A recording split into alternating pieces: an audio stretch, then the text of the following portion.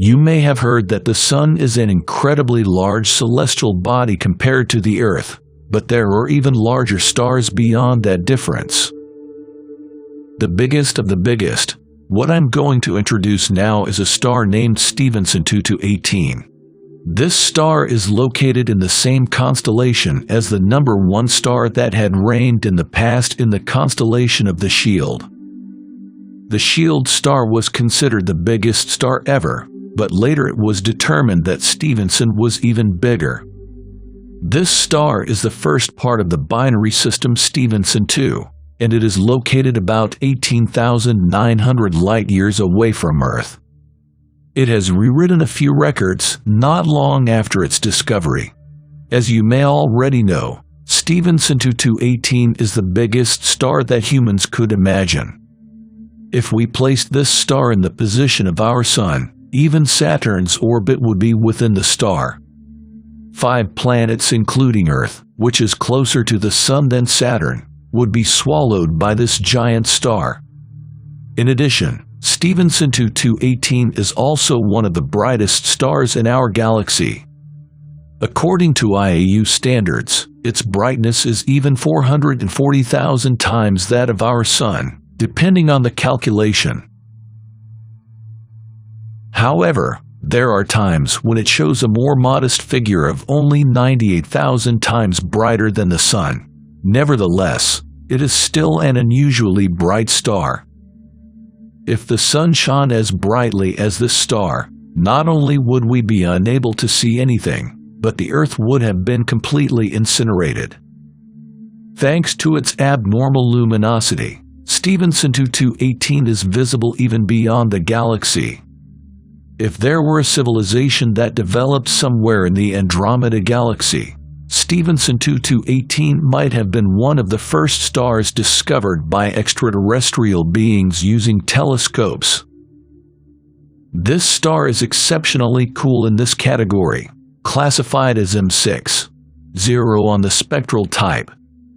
Its temperature is not even close to that of an advertising light at 3,200 Kelvin. Typically, stars classified as red supergiants are hotter and are known to have temperatures of at least 3,500 Kelvin. Originally, this star is also extremely rare. It is not a very high rating for a red supergiant. Moreover, this star is too bright compared to its rating, and conversely, its temperature is too low. Of course, it cannot be denied that there might be a possibility that scientists made some miscalculations somewhere. However, if there were no errors in the calculations, this peculiar star will throw a big shockwave to the current scientific models, especially to the models related to the evolution of stars. What does this giant star reflect? When talking about various rare stars, the public raises one question: can life exist in that stellar system? However, for today's protagonist, there is nothing special to discuss as no planet has been discovered yet. However, we cannot assert that there are no planets simply because we have not found any. Therefore, let's imagine what kind of planets could exist around this star and what possibilities there are. First of all, Stephenson 2218 was not originally in its present state. We need to keep in mind that from birth, there are no red supergiant stars. Stars become red supergiants as they age, including our Sun, which will follow the same fate, although it won't become as massive as others. We don't know what kind of genius this star was before becoming a red supergiant, but it was probably a massive star with a similar spectrum to our Sun, and it would have remained in that state for billions of years, providing enough time for life to emerge on planets in its system. At that time, this star was not particularly large, at most 2 to 3 times the size of the Sun, although it was not as bright as other stars. Considering other characteristics, it would have had a relatively large and bright habitable zone. there may have been more than one planet within the habitable zone. In other words, there is a good chance that life existed in the Stephenson 2218 system. There is a possibility that there are multiple planets with such conditions. In that case, what are the chances of discovering intelligent life by discovering a way to travel between stars and visiting the present time? Unfortunately, the probability of that happening is low. When this star began to expand and take on its current form, the planets inside the heavy-tailed zone would have been swallowed up. In addition, the brightness of this star has been increasing since long before that, causing the planet's surface to turn into a sea of lava. In other words, even if the planet itself still exists, all Earth-like life forms will have perished. However, there may be sharp viewers who raise a question here. As the star expands and becomes brighter, wouldn't the heavy-tailed zone widen? Moreover, even if a planet near the primary star was destroyed, couldn't a celestial body that was far away until now become one instead? When the binary system was young, the farthest edge of the star system was trapped in a hellish cold similar to Pluto in the solar system. However, after the star became a blue giant, the temperature rose and it became warmer. If there was sufficient gravity, there might have been the possibility of liquid water or atmosphere appearing there. However, there is one problem.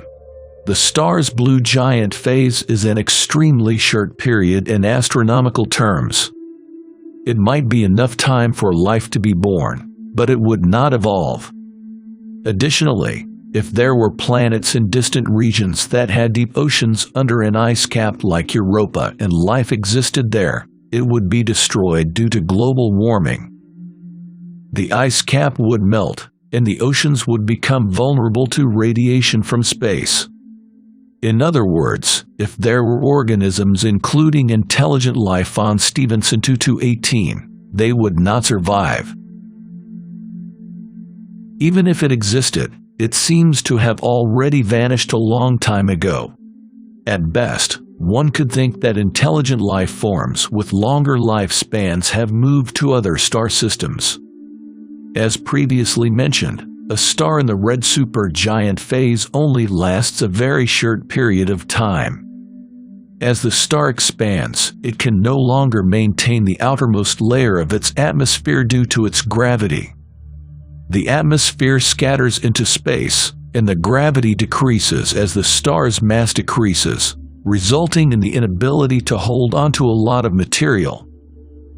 The star cannot stop melting away, and in the end, only the core remains, which then becomes a white dwarf. That concludes today's video, everyone. Thank you for watching until the end. I hope you enjoyed the video. To summarize, we can say that we live in an ideal era where we can observe rare stars like Stephenson 2218. By studying this star, we have learned a lot about the fate of other stars, including our own sun. Unfortunately, with our current technology, we cannot send a probe to explore this star, but we can still enjoy many other interesting events in space, including aliens. Please subscribe not to miss any of these interesting issues, and don't forget to like and share this video on your social media. We are also waiting for your comments on this video.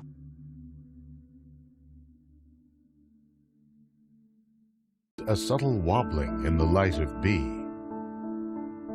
It could be a sign of tugging from a planet's gravity. If a planet is there, it literally hugs its parent star, with an orbit that's even closer than Mercury is to our Sun. It's probably molten, with surface temperatures in excess of 1,000 degrees centigrade. Are there other planets far enough out for liquid water to flow? That prospect is the subject of intrigue in science. and science fiction. Alpha Centauri is the fictional location of Polyphemus, a giant gas planet, and its moon Pandora, from the movie Avatar.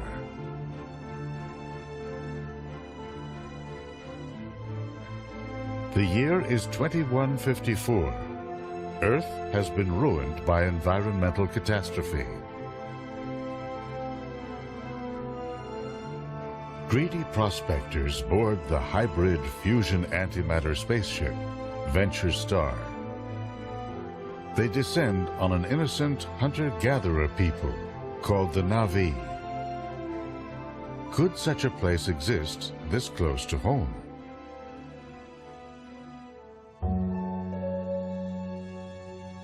One problem with Alpha Centauri is that the orbits of A and B bring the stars as close as Saturn is to our Sun. This means that planets further out could have been pulled away and flung out into space. For this reason, Alpha Centauri was not a high priority for planet hunters. That is, until similar examples turned up, such as Kepler-16. 16b is a planet that orbits two stars, which in turn orbit each other.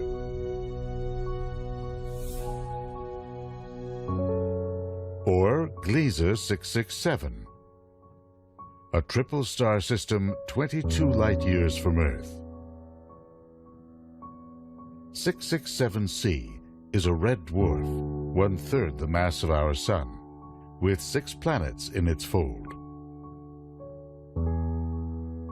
3 of them, small enough to be called super-Earths, orbit at a distance that could allow liquid water to flow on their surface. That opens the possibility that planets may have survived in the Alpha Centauri system. For now, that question is on hold. The orbits of Alpha Centauri A and B have brought them too close for astronomers to resolve the signal of a planet. When they move apart again, astronomers will have new tools at their disposal, including the James Webb Space Telescope, now set for launch in 2018. From a position 1 million miles away from Earth, it will deploy a sun shield the size of a tennis court and a mirror over 21 feet wide. Astronomers will use this telescope with its infrared light detectors to discern the chemical composition of planetary atmospheres.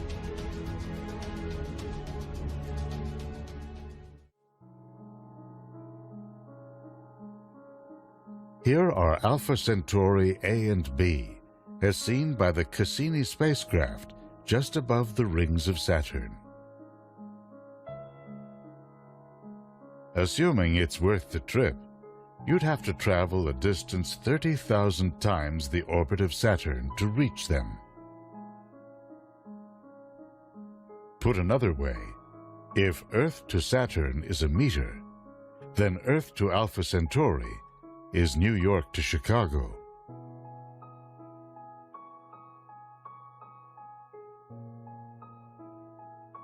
To put the journey into perspective, consider Voyager 2, now on its way out into the galaxy.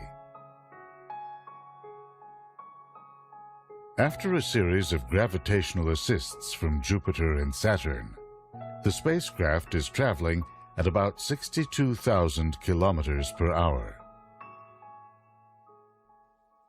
If it were headed in the right direction, it would need another 73,000 years to reach Alpha Centauri.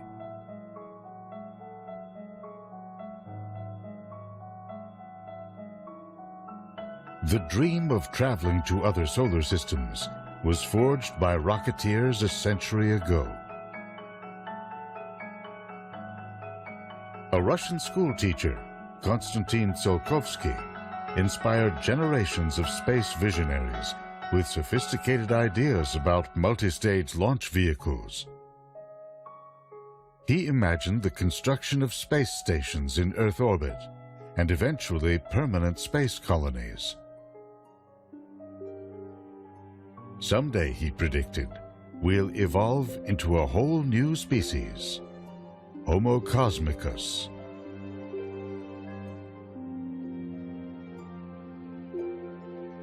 Since then, rocketry's greatest advances have centered on ways of containing explosive propellants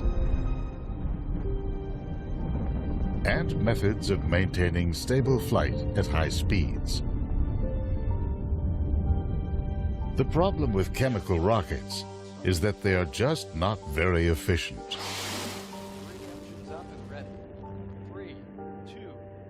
To reach the speed needed to escape Earth's gravity, 25,000 kilometers per hour, the space shuttle carried 15 times its weight in fuel. A NASA study showed that to send a shuttle-sized craft to Alpha Centauri in 900 years would take an unbelievable amount of fuel, 10 to the 137th kilograms worth. That's more than the entire visible universe.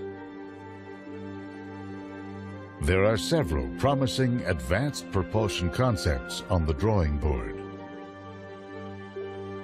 including fuel-efficient plasma engines, which accelerate a spacecraft gradually to high speeds.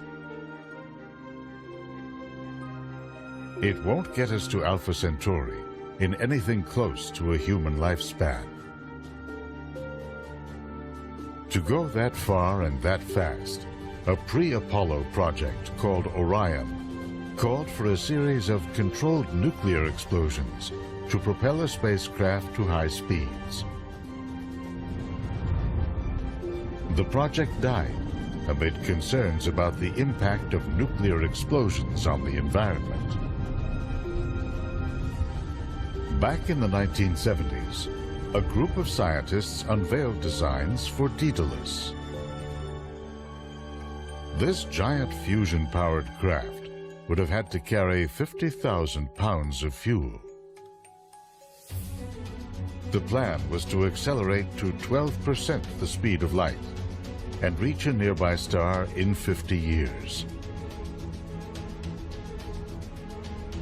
Other plans have included ramjets with vast magnetic fields that scoop up a fuel supply of hydrogen ions, or solar sails powered by the solar wind and by lasers stationed along the way. Then there's the rocket of choice in science fiction, powered by the most potent fuel in nature, antimatter.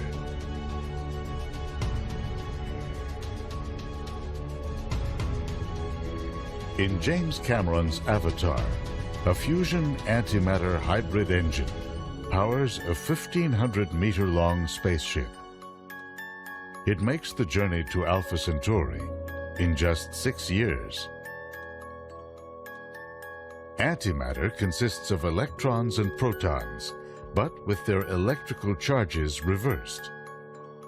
Whenever it comes into contact with normal matter, the two annihilate each other in a ferocious blast of energy.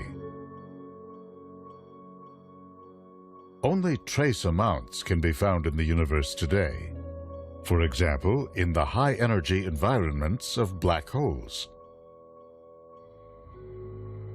It's so powerful that a mere 10,000th of a gram is about all it would take to send a spacecraft to Jupiter. Current designs for an antimatter drive use magnetic fields to isolate and channel the fuel.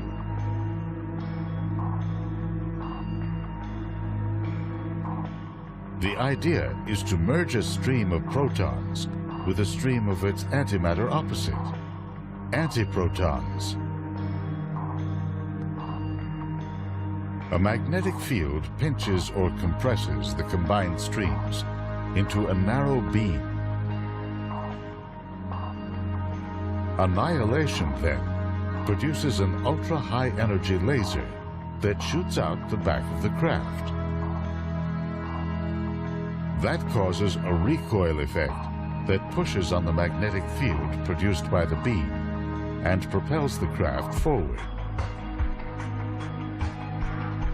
Antimatter can be produced on Earth in giant physics labs like the Large Hadron Collider.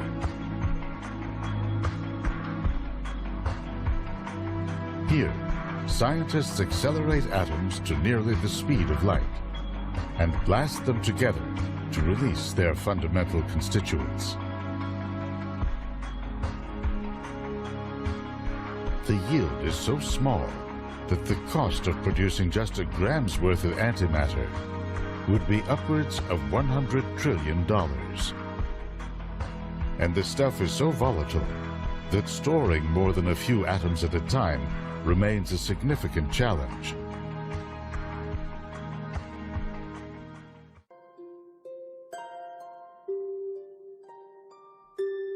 If specialized facilities were built, the cost could drop by one estimate to as low as $10 billion per gram. One idea would be to station an antimatter factory in space, powered by the 1 billion watts per kilometer delivered by the sun. Another is to harvest antimatter already produced in space.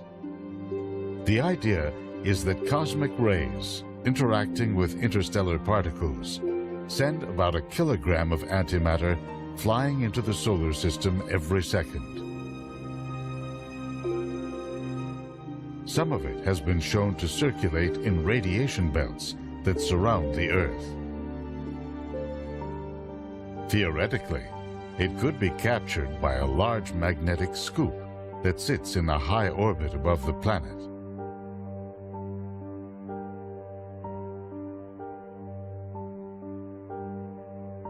Short of traveling to another solar system, there may be good reasons to develop antimatter propulsion. An interim mission would speed beyond the orbit of Pluto, sending back close-up images of objects in the Kuiper Belt. A longer-distance probe could reveal new details about the Oort cloud, a vast realm of comets that envelops the solar system. Once out there, it could sample interstellar particles or deploy an interstellar telescope. To make it all the way to Alpha Centauri within 50 years, an antimatter probe would have to accelerate to around 10% the speed of light, over 100 million kilometers per hour. High velocity has its perils. At such speeds, even dust has enough mass to destroy the craft. A magnetic shield would be needed to clear the way.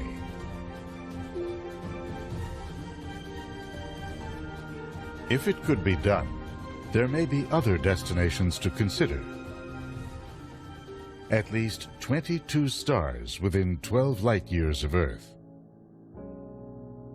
Any way you look at it, the first interstellar voyage will be a quantum leap for humanity. The urge to reach out to distant horizons, to climb the highest peak, is a vital part of human nature. But explorers of old set off not just because it was there. At times it was greed, hunger, fear, and despair that propelled them from their homelands and allowed them to endure their long journeys. What imperatives will send future generations into space? To the physicist Stephen Hawking, it's a question of survival. I don't think the human race, he said, will survive the next 1,000 years unless we spread into space. There are too many accidents that can befall life on a single planet. We can't foresee the impact of wars, social upheaval, or the course of human civilization in coming centuries. But an early context for the mission may be emerging now. On one hand, the technological advances that might make such a mission possible could revolutionize many other aspects of life on this planet. The ever-increasing number of transistors that can be placed inexpensively on a computer microchip has become a metaphor for the advance of technology.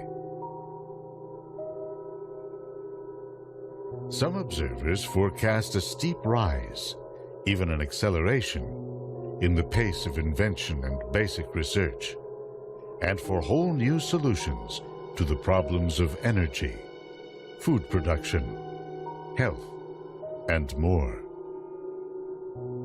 In addition, despite the daily drumbeat of violence and war, we are actually living in one of the most peaceful eras in human history. Over the centuries, the number of people killed in battle has steadily dropped as civilizations evolved. With 2 world wars, the 20th century was pretty bad, but the 19th was even worse. In terms of deaths per 100,000, from war, genocide, murder, and other factors, the world is relatively calm. On the other hand, major periods of scarcity and suffering may loom. The last century saw the world's population grow from less than 2 billion to nearly 7 billion today. It may reach 9 to 10 billion by the year 2040. According to a recent UN report, the world will have to produce 70% more food by the year 2050, and at least that much more energy to sustain its population.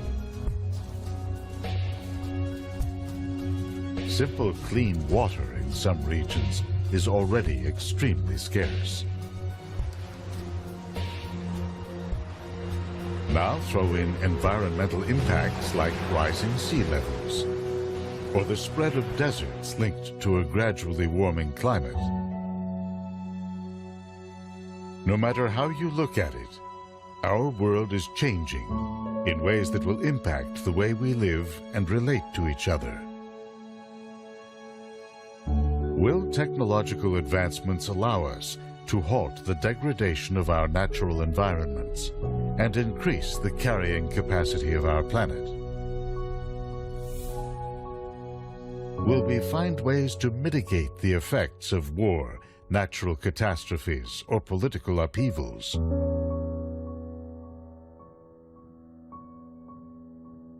The technology needed to launch a first interstellar mission is certainly decades away.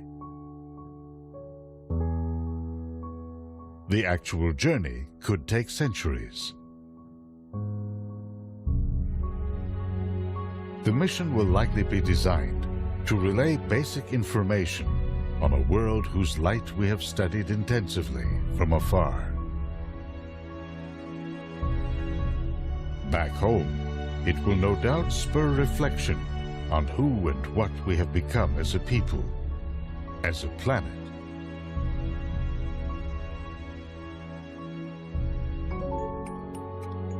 As our cosmic emissary makes its way across the void, we on Earth will continue to struggle in our pursuits of happiness, prosperity, and mere survival.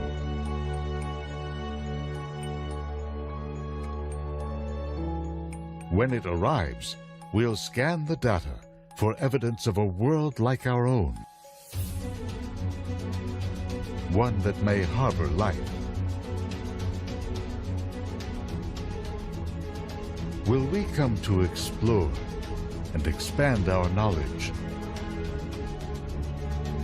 or to begin a long journey out into the uncertain reaches of the galaxy?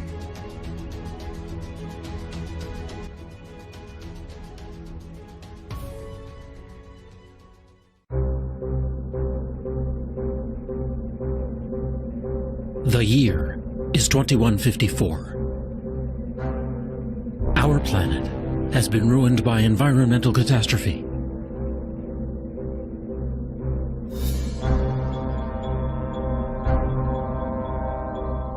In the movie Avatar, greedy prospectors from Earth descend on the world of an ancient hunter-gatherer people named the Na'vi. Their home is a lush moon far beyond our solar system named Pandora. Could such a place exist? And could our technology and our appetite for exploration one day send us hurtling out to reach it? In fact, the supposed site of this fictional solar system is one of our most likely real interstellar targets, until a better destination turns up. Pandora orbits a fictional gas planet called Polyphemus. Its home is a real place, Alpha Centauri, the brightest star in the southern constellation of Centaurus. At 4.37 light-years away, it's part of the closest star system to our Sun. Alpha Centauri is actually two stars, A and B, one slightly larger and more luminous than our own Sun, the other slightly smaller. The two stars orbit one another, swinging in as close as Saturn is to our Sun, then back out to the distance of Pluto. This means that any outer planets in this system, anything beyond, say, the orbit of Mars, would likely have been pulled away by the companion and flung out into space. For this reason, Alpha Centauri was not high on planet hunters' lists, until they began studying a star 45 light-years away, called Gamma Cephei. It has a small companion star that goes around it every 76 years. Now it seems it also has at least one planet. That world is about the size of Jupiter, and it has planet hunters excited. Perhaps 2/3 of all the stars in our galaxy are in so-called binary relationships. That means there could be many more planets in our galaxy than astronomers once assumed.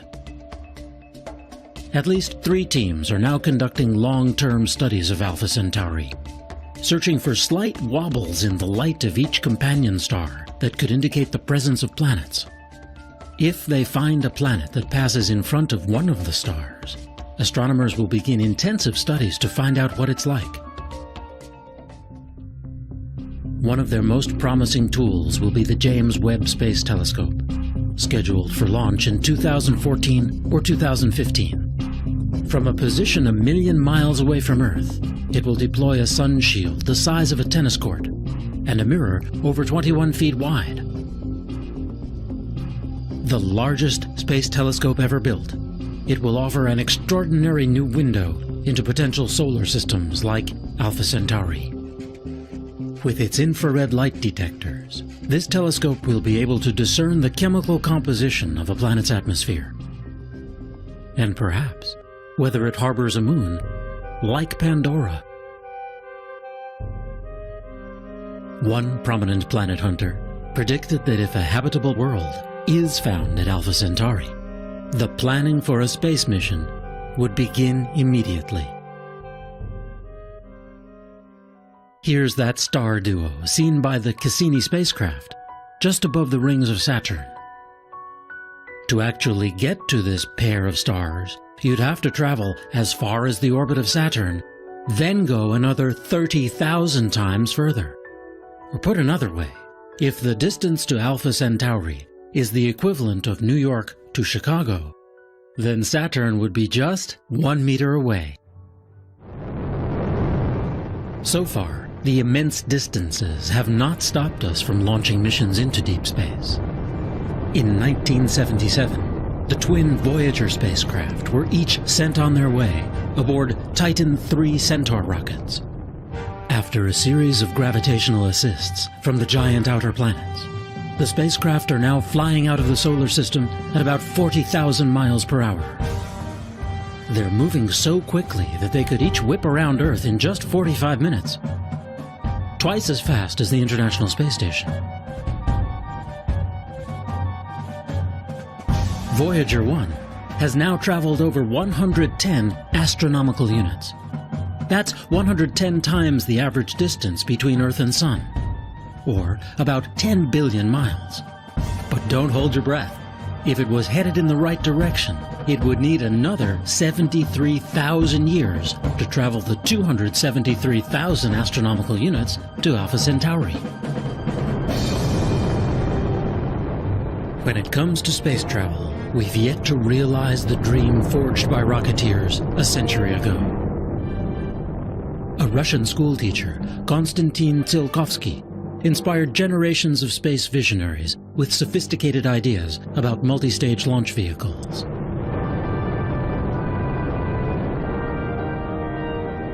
He imagined the construction of space stations in Earth orbit, and eventually vast permanent space colonies. In time, he predicted, we'd evolve into a whole new species, Homo cosmicus.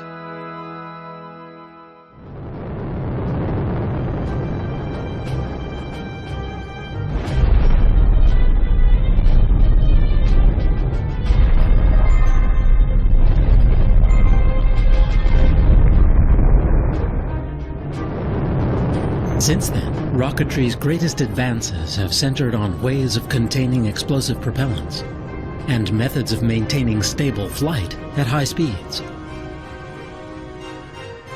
The problem is that chemical rockets are just not efficient for long-distance space travel. To reach the speed needed to enter orbit around Earth, 17,500 miles per hour, the space shuttle must carry 15 times its weight in fuel. And that's efficient compared to some other rocket systems.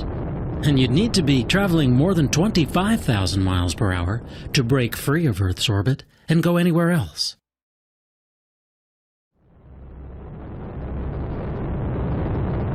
A NASA study showed that to send a space shuttle-sized craft to Alpha Centauri in 900 years would take an unbelievable amount of fuel, 10 to the 137th kilograms of rocket propellant. Suffice it to say, it's more mass than is in the entire visible universe.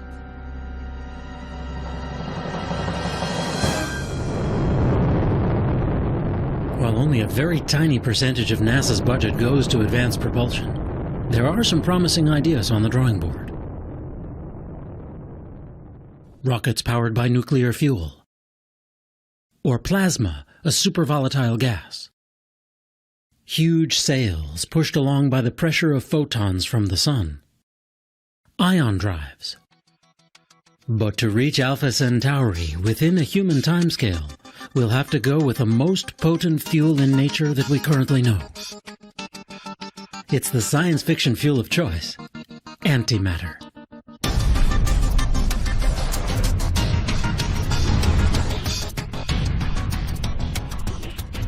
In James Cameron's Avatar, hybrid nuclear fusion and antimatter engines power a mile-long interstellar spaceship. At a speed of 670 million miles per hour, this vehicle makes the journey to Alpha Centauri in just 6 years. Antimatter really does exist, as the mirror image of the universe we know. It consists of electrons and protons, but with their electrical charges reversed. Whenever it comes into contact with normal matter, the two annihilate each other in a ferocious blast of energy.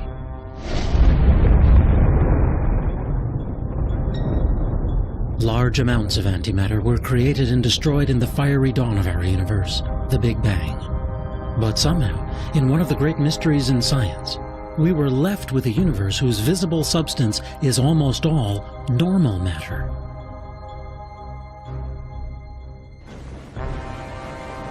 the universe still produces antimatter through powerful collisions, such as a jet from a black hole slamming into a cloud of gas. When matter and antimatter obliterate one another, they emit gamma radiation that we can then detect with instruments such as the Fermi Gamma Ray Space Telescope.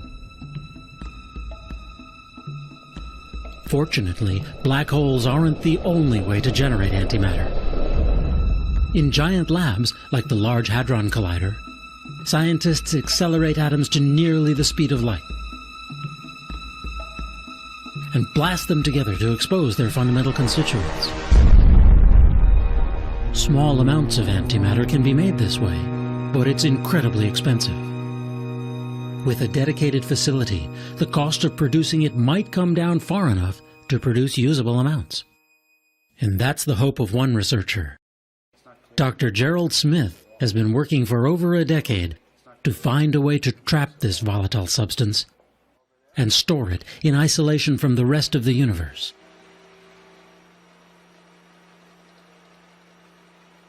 Smith and his colleagues have designed a trap the size of a cigar case.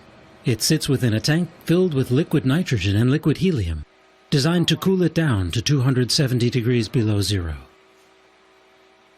Once injected into this trap, antimatter particles are suspended by magnetic fields within a vacuum as empty as deepest space. But the problem is that anti-electrons, called positrons, tend to repel each other explosively. That makes it tough to store more than a few at a time. This team now believes it may have discovered a pathway to storing large amounts over longer periods of time.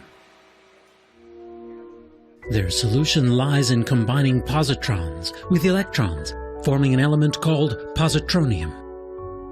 In theory, with the right magnetic fields, these electrically neutral atoms might be held indefinitely. When released under controlled conditions, ultra-high energy antimatter beams could turn out to be ideal cancer killers, or lead to revolutionary industrial applications. Or perhaps, one day, they could power long-distance spaceflight. It wouldn't take much. Antimatter is so potent that it defies common sense. A chunk the size of a small coin could propel the space shuttle into orbit. Smith estimates that once in low Earth orbit, a human mission to Mars would take as little as 10 milligrams worth. The basic idea of an antimatter rocket is simple. A beam of positrons is released into the engine core, where it annihilates the surface of a metal plate. That creates an explosion that propels the craft forward. Another design uses a sail. A cloud of antimatter particles reacts explosively to its surface, propelling it forward.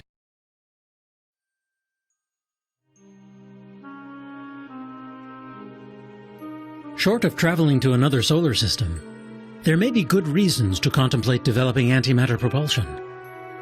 A preliminary mission would speed beyond the orbit of Pluto, sending back close-up images of dark planet-like objects that ring the solar system out in the Kuiper Belt.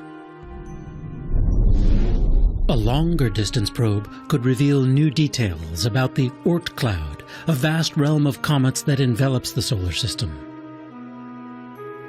Once out there, it could sample particles that make up the interstellar medium, or send back unique data sets on dark matter, the invisible stuff that makes up the overwhelming portion of our universe. To make it all the way to Alpha Centauri within 50 years, an antimatter probe would have to gradually accelerate to around 10% the speed of light. That's 67 million miles per hour. It would then gradually decelerate as it approached its destination. At those speeds, hitting even a grain of dust could destroy the spacecraft, so it might be best to slow the journey down to a century or more. It's safe to assume for now that we would only send a probe to Alpha Centauri if we discovered a habitable world. There may be other choices in our solar neighborhood. They include Proxima Centauri, a red dwarf star 4.2 light-years away that may be gravitationally bound to Alpha Centauri. Beyond that, not quite 6 light-years away, is Barnard's star. Or there's Leland 21185, a red dwarf 8.3 light-years away. We already know it has 2 Jupiter-sized planets. There are at least 22 stars within 12 light-years of Earth. And any way you look at it, the first interstellar voyage will be a quantum leap for humanity. The urge to reach out to distant horizons, to climb the highest peaks, to push ourselves past our perceived limits, seems to be a vital part of what makes us human. Yet, explorers of old set off not just because it was there. At times it was greed, hunger, fear, or despair that propelled them outward from their homelands and allowed them to endure their long journeys. Whether we attempt to make this leap to the stars may come to depend on how we regard this planet. To the physicist Stephen Hawking, the journey is imperative. "I don't think the human race," he said, "will survive the next 1,000 years unless we spread into space. There are too many accidents that can befall life on a single planet." Indeed, we can't foresee the impact of wars, social upheaval, or the course of human civilization in coming centuries. But today, we can see the often conflicting trends that could one day propel us out into the interstellar void. On one hand, the technological advances that might make such a mission possible could revolutionize many other aspects of life on this planet. The ever-increasing rate at which numbers of transistors can be placed inexpensively on computer microchips has become a metaphor for the advance of all technologies in this century. From a few thousand transistors on the first printed circuits of the 1970s, computer chips now have billions etched onto their surfaces. Even that number could seem amazingly small in another few decades. Many observers forecast a steep rise, even an acceleration, in the pace of invention and basic research, and for whole new solutions to the problems of energy, food production, health, and more. On the other hand, major periods of scarcity may loom. In the 20th century, the world saw the largest increase in its human population, from less than 2 billion up to 6 billion. The world's population is now around 6.8 billion. It's expected to reach 9 to 10 billion by the year 2040, with the biggest gains in Asia and Africa. According to a recent UN report, the world will have to produce 70% more food by the year 2050, and at least that much more energy to sustain its population. The scarcity of just simple clean water in some regions is already frightening. Now throw in environmental impacts, like rising sea levels, or the spread of deserts linked to a gradually warming climate. The culprit, to most scientists, is rising emission of greenhouse gases like carbon dioxide since the start of the Industrial Revolution. This map charts rising temperature readings from the year 1885 through to the present. In some places they've gone up by as much as 2.5 degrees Fahrenheit. Computer models project the trend out to the end of this century. Depending upon population growth, energy use, and conservation, temperatures could rise anywhere from 2 to 11 degrees more. Will technological advancements allow us to halt the degradation of our natural environments and increase the carrying capacity of our planet? Will we find ways to mitigate the impacts of war, natural catastrophes, or political upheavals? No doubt, if or when we launch our first mission beyond this solar system, the occasion will spur reflection on who and what we have become as a people, as a planet, just as the first missions to the moon and our neighboring planets once did. At first, we'll send a probe designed to relay basic information on what's there. On a world, A subtle wobbling in the light of B. It could be a 2017 was a busy year for scientists of all sorts, the professional and the enthusiast alike. From a predictable astronomical rarity to surprise discoveries deep underground. It was a year that saw long-held beliefs challenged by newly found wonders. Breakthroughs that led to innovations. And a glimpse 130 million years into the past.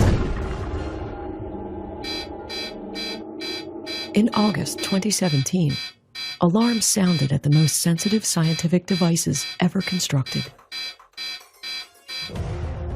In Washington State, the Laser Interferometer Gravitational Wave Observatory, LIGO, detected faint disturbances from deep space. The signal also hit LIGO's sister facility in Louisiana. Gravitational waves had reached Earth. Gravitational waves are ripples in space-time. Space-time is incredibly dense. So to cause ripples, you have to have some sort of object that has enormous gravity, like a black hole or a neutron star. And when these objects are rapidly accelerating, they bend space-time and create these ripples that then travel through the universe to our detectors on Earth, like the one last August. On high alert, the LIGO team quickly reached out to Virgo, its European counterpart in Italy, who confirmed that they too had detected gravitational waves. And then, as if by destiny, the stars would align once more to pave the way to a groundbreaking discovery. Just 2 seconds later, with the Fermi Gamma Ray Space Telescope, we detected a short, bright flash of high-energy light that we call a gamma ray burst. This alerted the entire astronomical community to the fact that something very exciting was happening. Using data collected from LIGO, Virgo, and Fermi, 70 ground and space-based telescopes scoured the edge of galaxy NGC 4993, some 130 million light-years away from Earth, searching for a small flash of light amidst a sea of stars. It would take less than 12 hours after the alarms rang at LIGO for Earth to have visual confirmation of a never-before-seen astronomical event. What we saw was the result of the merging of 2 neutron stars. When they merged, they created an explosion in space-time. Those ripples went out across the universe as gravitational waves and were detected on Earth. The matter involved gave off gamma rays and other forms of light. Neutron stars are the collapsed cores of massive stars left behind after a supernova explosion. No larger than a mid-sized city, these dense stars have 10 to 60% more mass than our Sun. This pair of stars, 200 miles apart, were locked in each other's orbit for over 11 billion years. But as they started accelerating and moving inwards, their orbit quickened from 30 times a second to an astonishing and unsustainable 2,000 orbits a second. Then, 130 million years ago, they collided in a resounding explosion. Peering into the past, telescopes were able to see the remnants of one of the universe's most impressive fireworks shows. A bright flash of blue followed the initial explosion, growing redder and duller as the days passed, until eventually fading to black. The conditions around these merging neutron stars have densities and temperatures completely unlike anything we can do on Earth. The violent explosion was observed to have produced 200 Earth masses worth of gold. and 500 Earth masses of platinum, revealing for the first time the origins of heavy metals in our galaxy. We think that all the gold in the universe was formed in explosions of this kind. After the explosion happens, the gold is spread out into the gas and dust of the interstellar medium. Later on, that gas and dust collapses into brand new stars and brand new planetary systems. And these weren't the first gravitational waves detected by LIGO this year. 2 separate events have been measured before, including a pair of monstrous black holes that collided to form a single spinning hole, 53 times more massive than the Sun. We received a perfect signal from this last merger. It traveled 3 billion light years to get here. In any given galaxy, one of these events might only happen once every million years, but we're now able to monitor about 10 million galaxies at a time. It's a new type of astronomy.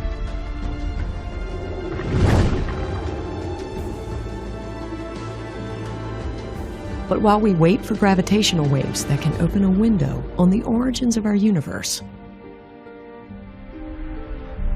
volcanic activity off the coast of Japan is presenting scientists with a picture of Earth's early history, when land first rose from the seas. Violent eruptions spew a steady stream of lava and rocks, expanding the newly emerged island of Nishinoshima, 3 square kilometers, in just 5 short months this year. These most recent blasts stopped in August, but could resume at any time. Situated atop the junction of 4 tectonic plates, the Japanese islands offer stunning insights about the formation of a variety of landscapes.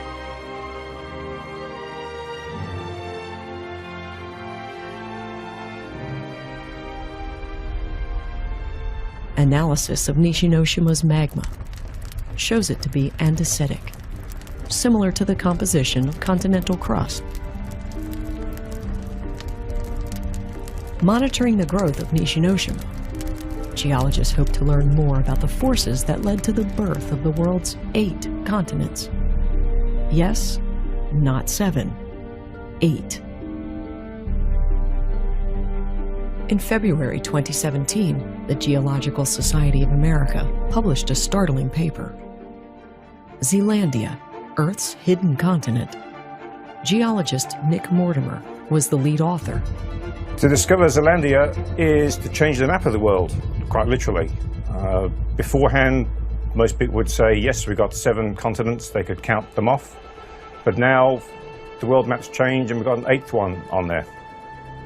In the beginning, there was no search for Zealandia. Mortimer and his team discovered the shallow submerged continent while performing geological work aboard a research vessel off of New Zealand's coast. And so what the various geological investigations have led us to is that we do have the components of a continent here. When you pull the plug on the world's oceans, you literally reveal the continent of Zealandia.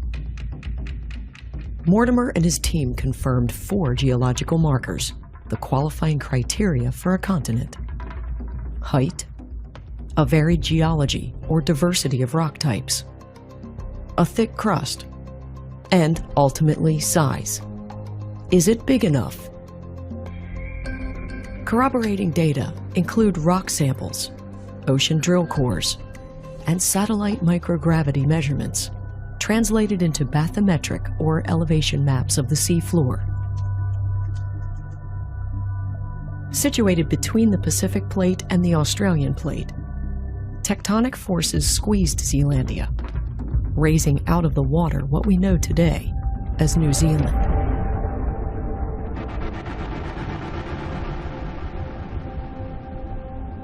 With 94% of Zealandia underwater, the islands of New Zealand and New Caledonia are just the tip of this continental iceberg.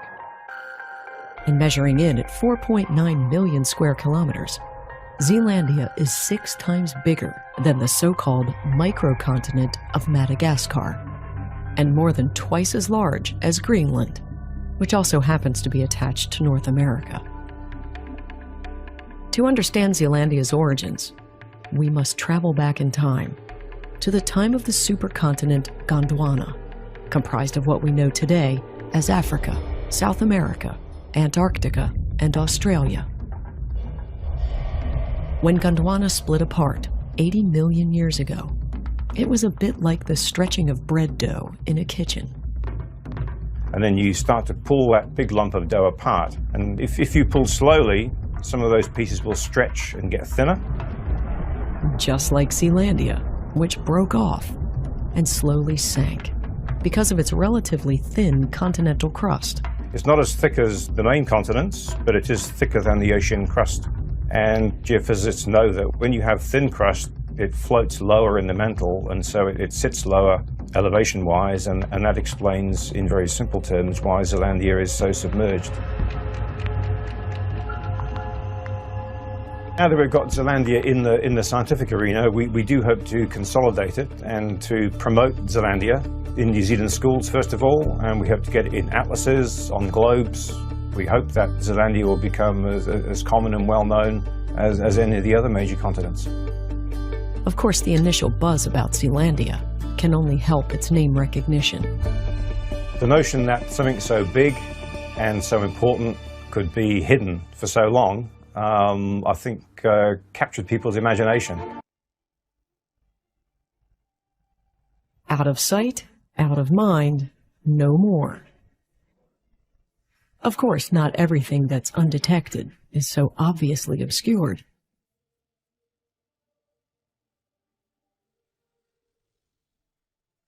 And one remarkable discovery this year offers clues about how some prehistoric creatures could hide in plain sight.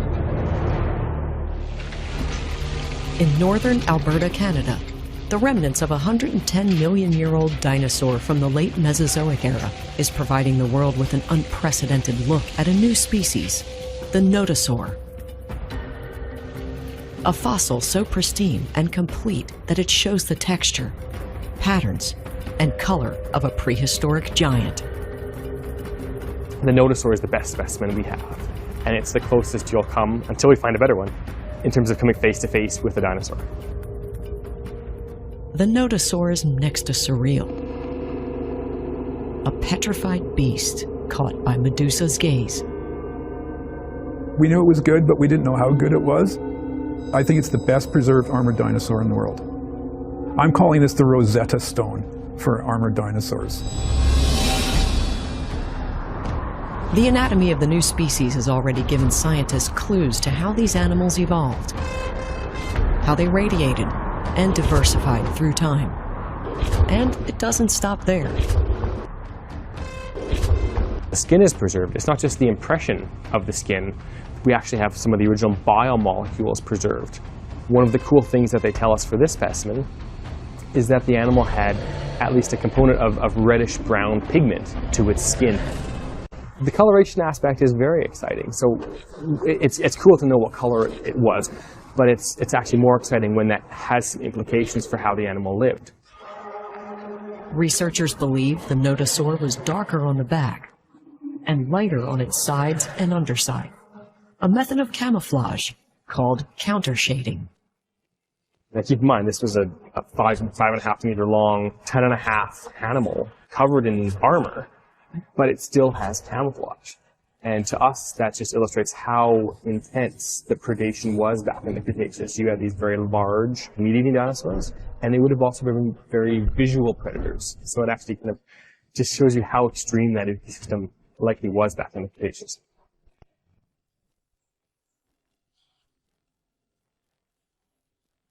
The plant-eating, slow-moving beast only stood a chance because of its impenetrable coat of armor.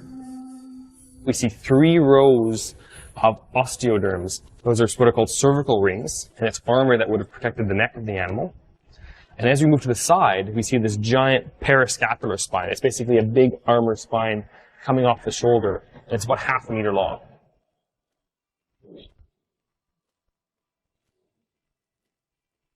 And the spectacular specimen still has many secrets to unveil. The next focus of study are the contents of the nodosaur's stomach. In addition to having skin preserved all over most of the surface of the animal, we also have abundant gut contents. So the last meal of the animal preserved inside.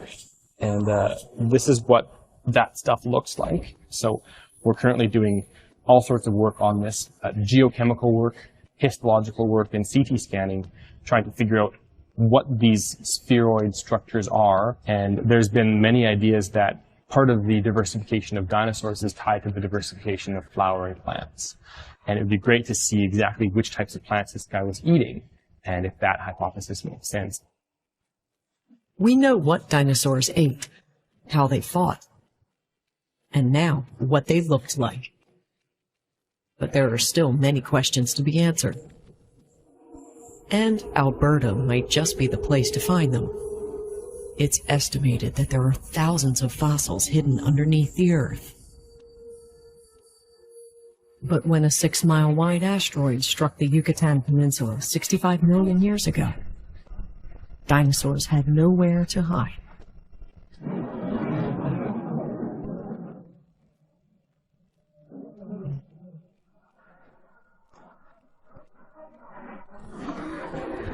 And the resulting global cataclysm of earthquakes, firestorms, and tsunamis ultimately led to their extinction.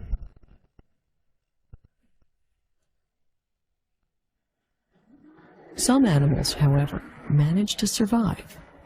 But how? Since its discovery in 1978, investigations of the asteroid's impact crater include data from seismic images and recently collected core samples from deep within the site at Chicxulub. The data paints a devastating picture of destruction and led scientists to create a broad new survival theory, focusing on habitat and diet adaptability. When dinosaurs perished and a vast new ecospace emerged, the surviving species expanded rapidly to fill it. This is called adaptive radiation. A recent study shows that 1 out of 10 frog species descend from the original 3 frog species that survived the Cretaceous-Tertiary extinction event. Frogs were able to escape extinction for a number of reasons. They live in an aquatic habitat that offered protection. Their small size and unique metabolism allow for better endurance of environmental stress. Eventually, when vegetation returned, they were able to diversify worldwide and adapt to new lives in trees. Birds, too, exhibited the same adaptive radiation around the same time. A newly found 62-million-year-old mousebird fossil in New Mexico helped paleontologists map the diversification of land birds, which can be traced back to 9 original ancestors which survived the event. Warm-blooded, birds' feathers insulated them from temperature extremes. Their small size and ability to fly allowed for easier escape from hostile and barren terrain. And their diet of seeds, worms, and insects gave them the edge after much of the Earth's surface plant life had died. In the end, the ability to adapt to changing conditions proved a key characteristic for the survival of many ancient animals, including our smallest mammal ancestors. Just as it may be for humans today, as we confront the challenges of climate change.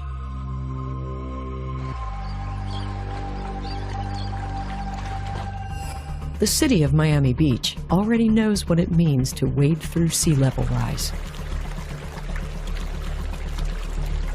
In recent years, residents have experienced elevated high tides at certain times of the year. Known as king tides, these events are clear evidence of incremental increases. Right now, we are definitely witnessing sea level rise impacts, these high tide flooding events that are growing in severity, more often, deeper, more widespread. That's sort of a pattern that we expect will continue. That means huge financial costs by the year 2100. Another predicts 2.5 million Miamians could become sea level refugees and leave the area. It's not only Miami. All around the world, sea levels are expected to rise. The question is, by how much?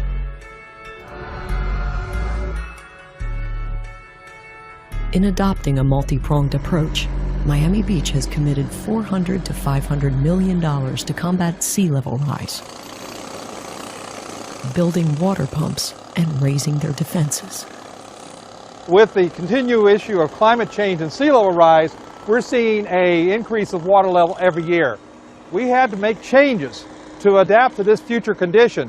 What you're seeing here, we put a boardwalk initially to give some height, but we found that that wasn't protecting the city. What we've done here is we've increased the levels of our new seawall.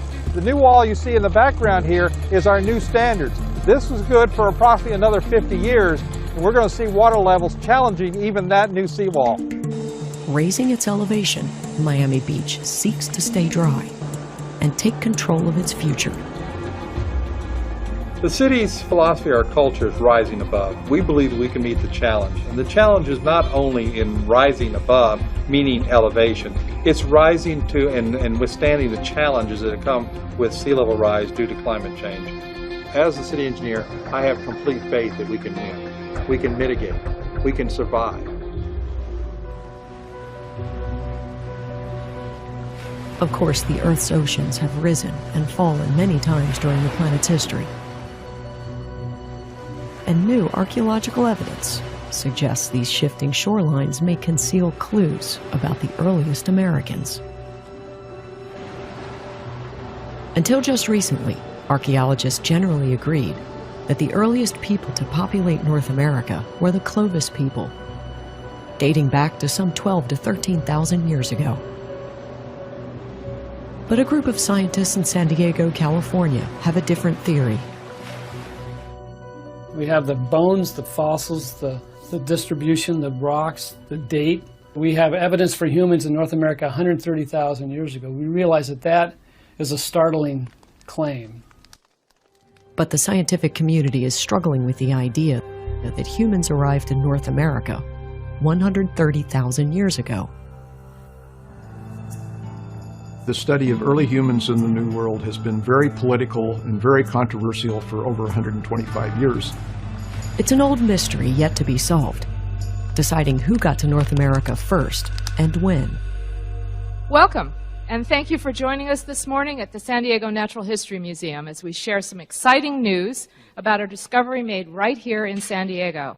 Well, back in 1992, Caltrans was doing improvements to State Route 54, which involved adding a couple new travel lanes. And Richard Cerruti, who's a field paleontologist here at the museum, was monitoring the excavations on the very north side of the freeway alignment and saw this little puff of let's say, tusk material being scraped up by an excavator and said, "Stop, let me go look at this." The bones that Richard Cerruti found belonged to an ancient mastodon. That's one tooth, and it's characteristic of American mastodon. Were these giants sharing North America with early man 130,000 years ago? The answer may lie in the position of the bones and tools found at the site. There are anomalous fragments of rock, anomalous fragments of tooth enamel scattered throughout the site that just don't make sense. Could these stones amongst ancient bone remnants have been an early form of primitive tools? And we felt that it was important to produce a map where we carefully plotted or precisely plotted the position of all the bones and the stones or whatever else is in there, so that we can understand what the general pattern is. It's thought that the tools found with the mastodon bones were used for butchering the animal. So this is one of the cobbles that we hypothesized was used as a hammerstone 130,000 years ago, where there was a carcass of a mastodon. These people were trying to recover raw materials from it, they had a problem. How do we break these bones? They look over into the active river channel, find some cobbles of the appropriate size and weight, bring them back to the site. And if you look closely, there's some striations coming off of that are indications of where this flake has come off. The cuts in this rock led the San Diego team to conclude that these were actually tools used by humans. An idea that Demir says might not be so far-fetched. Dr. Stephen Holin is co-director of the Center for American Paleolithic Research in South Dakota. He was part of the team that evaluated the findings from the San Diego excavation site. So what do we got in here, Steve? Looks like vertebra. That does. I said, I can't get my mind around this.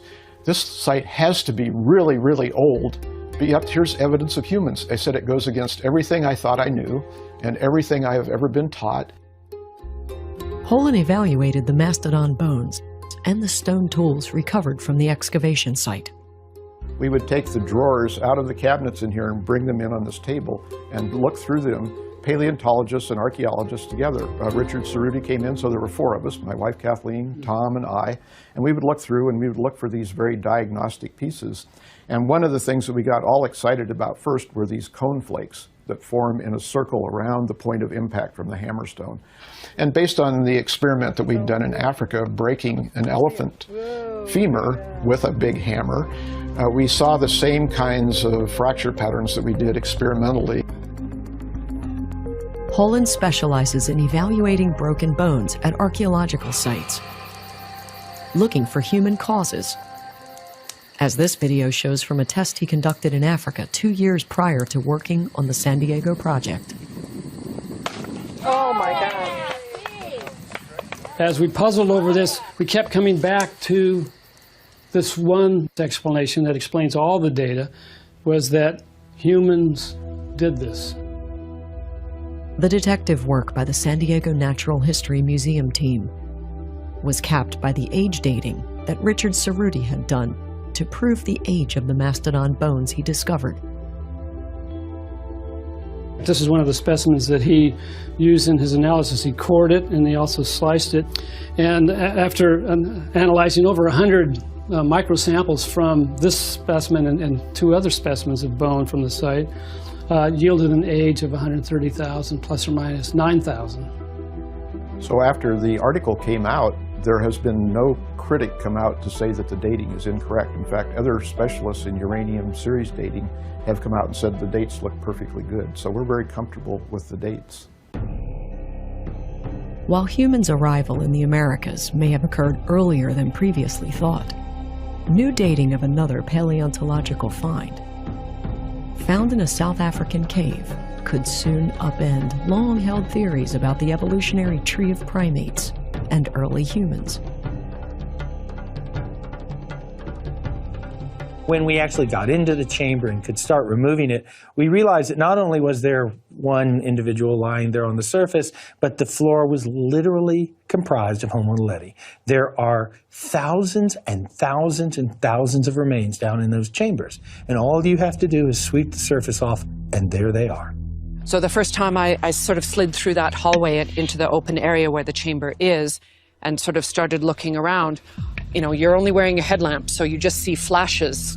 But every flash of my headlamp showed bone. So I think right at that point I realized that we had a lot more than the original photographs actually had portrayed. So that was pretty exciting. Homo naledi isn't really similar to any known hominid species in its entirety of its package. You've got little bits and pieces of almost everything we've ever found. Parts of the skull, if you just look at it quickly, look a little bit like Homo erectus. Got a very small brain. Other parts of the skull look very modern, like Homo sapiens. It gets stranger and stranger as you move down the body. You get the ape-like shoulders. You get these more and more human-like arms, which end with a hand that's human proportion. I was actually at the London Natural History Museum, and Homo naledi was on the wall, and then there was estimated age between 1.2 and 1.8 million years.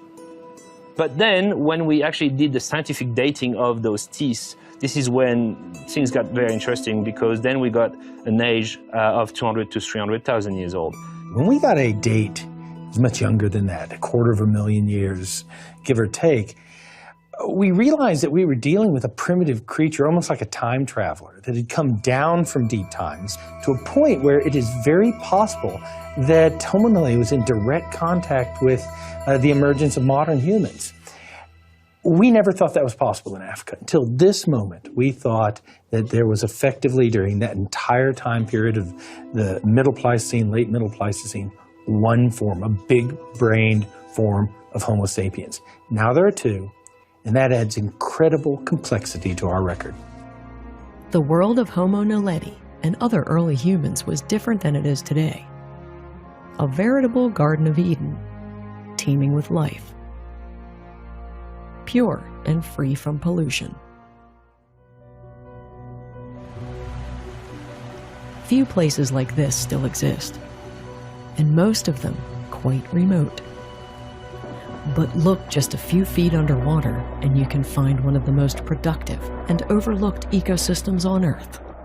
Scientists recently learned that seagrass meadows help scrub the surrounding water clean of bacteria from raw sewage and other pathogens. A recent study of polluted waters in Indonesia showed levels of harmful bacteria to be 50% less in spots with robust seagrass beds, leading to healthier fish and coral in the surrounding area. You see, seagrasses oxygenate the water, trap sediment that might otherwise float freely, and host tiny microbes that kill many harmful bacteria. Eliminating toxins improves the health of any system, and the workings of a human body is no different. In athletics, though, they say no pain, no gain. A nod to the physical effort required to increase endurance and enjoy the health benefits of exercise. But new pharmaceutical research also aims to make those benefits more easily accessible. The potential benefit of a drug that can tune you up in the way in which you normally get tuned up by exercise could have really dramatic effects. Playfully known as the exercise pill, the experimental drug shifts metabolism by triggering genetic instructions for the body to burn fat instead of sugar during exercise, something that doesn't normally happen until after extensive training and conditioning. Recent tests increase the endurance of otherwise sedentary mice, which also proved to be resistant to weight gain while on the drug. We have two groups of mice, and one group on the drug, the other group as a control without the treatment of the drug. So we were quite surprised to see the astonishing results. The mice treated with the drug, they can run almost 100 minutes longer than the one that are not treated. The increase was around 70%. Researchers ultimately hope their product can improve the health of the disabled, elderly, and obese. There are many reasons why people can't either walk or run or exercise. And the idea is if you can bring a small molecule into the picture that can confer the benefits of fitness without training, you could really help a lot of people. From energizing our bodies to powering societies. So we are just waiting for the next experiment. It's going to happen in 10 seconds. There you go. You see the flickering of the plasma? We are creating fusion here. This is our little sun. It's extremely hot. Each day, every 20 minutes, researchers build the sun. At the Culham Fusion Centre in Oxfordshire, Britain, generating temperatures greater than 200 million degrees, these nuclear fusion trials would be impossible without JET, the Joint European Torus, a donut-shaped plasma containment vessel. At this point, we're the most important experiment in the world. Thanks to JET, where energy is created by combining hydrogen atoms. Right? There's heavy hydrogen, which we call deuterium, and the super heavy hydrogen, which we call tritium. And when they're running around at these temperatures like 200 million degrees, they bang into each other with immense speed. And when they do, and they get close enough, what we call the strong force, which binds the nucleus of atoms together, grips them, pulls them together, and they fuse, and they make helium, and they spit out a neutron. Fusion really is the perfect way to make energy. And yet, despite fusion's transformative potential to provide safe and sustainable energy to the world, the program faces an uncertain future. While the British government committed to pay for its share of the experiments up to the year 2020, Brexit, its planned departure from the European Union, may also lead to the UK's withdrawal from scientific agencies like Euratom, the European Atomic Energy Community. Some say this could jeopardize jet logistics and operations, and perhaps also the larger next-generation fusion experiment, currently being built in southern France.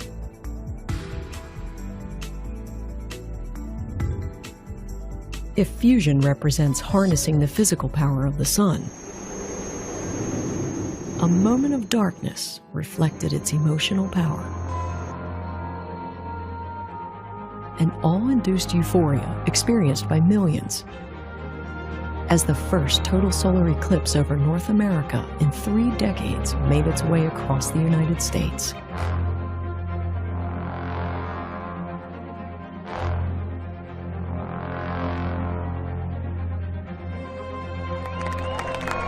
It's the most unnatural natural phenomenon I ever saw.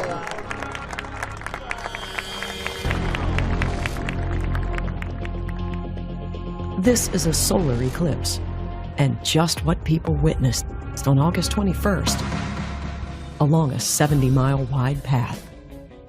First along the Oregon coast at 10:15 a.m. Pacific Daylight Time, and last in South Carolina 94 minutes later.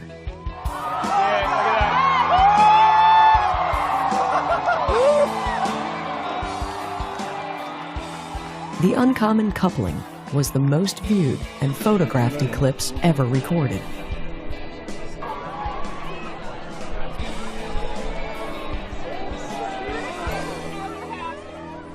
And yet, even as the sun re-emerged from the moon's shadow, some earthly domains remained, as always, far removed from its rays.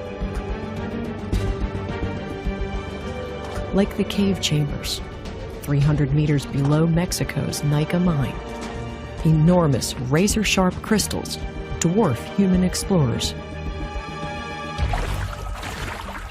While today the cave is totally submerged, previous expeditions collected bizarre life forms from these crystal giants. They call this place Hell on Earth. Temperatures climb to 135 degrees Fahrenheit, with over 80% humidity. Even with life-saving bodysuits, no visit can safely last longer than a half hour. Yet deep within this extreme environment are life forms which exist nowhere else, known as extremophiles. NASA astrobiologist Penny Boston and her team found 40 strains of mineral-eating organisms. Trapped within the crystals here, they collected sample microbes, some dormant but alive, estimated to be between 10 and 50,000 years old, including genetically unique and previously undiscovered life forms. Any extremophile system that we're studying actually, allows us to push the envelope of life further. And we add it to this atlas of possibilities that we can apply to different planetary settings. By expanding the definitions of life on Earth and where to find it, Boston's findings could impact the search for life beyond Earth. On places like the protoplanet Ceres, the largest object located within the solar system's asteroid belt, and one of the scientific targets of NASA's Dawn space probe. And in February of 2017, startling and unexpected news began coming in. My colleague found a spectral signature in her data that is consistent with, or the same signature of of aliphatic hydrocarbons. So here we're finding maybe the building blocks of biological material. Seen here in red, the organic materials are thought to have originated in the dwarf planet itself. Dawn's study of Ceres also revealed evidence of water and volcanic activity, further raising the scientific profile of Ceres, no longer considered a barren rock. However, Dawn isn't the only NASA spacecraft uncovering new surprises about our solar system.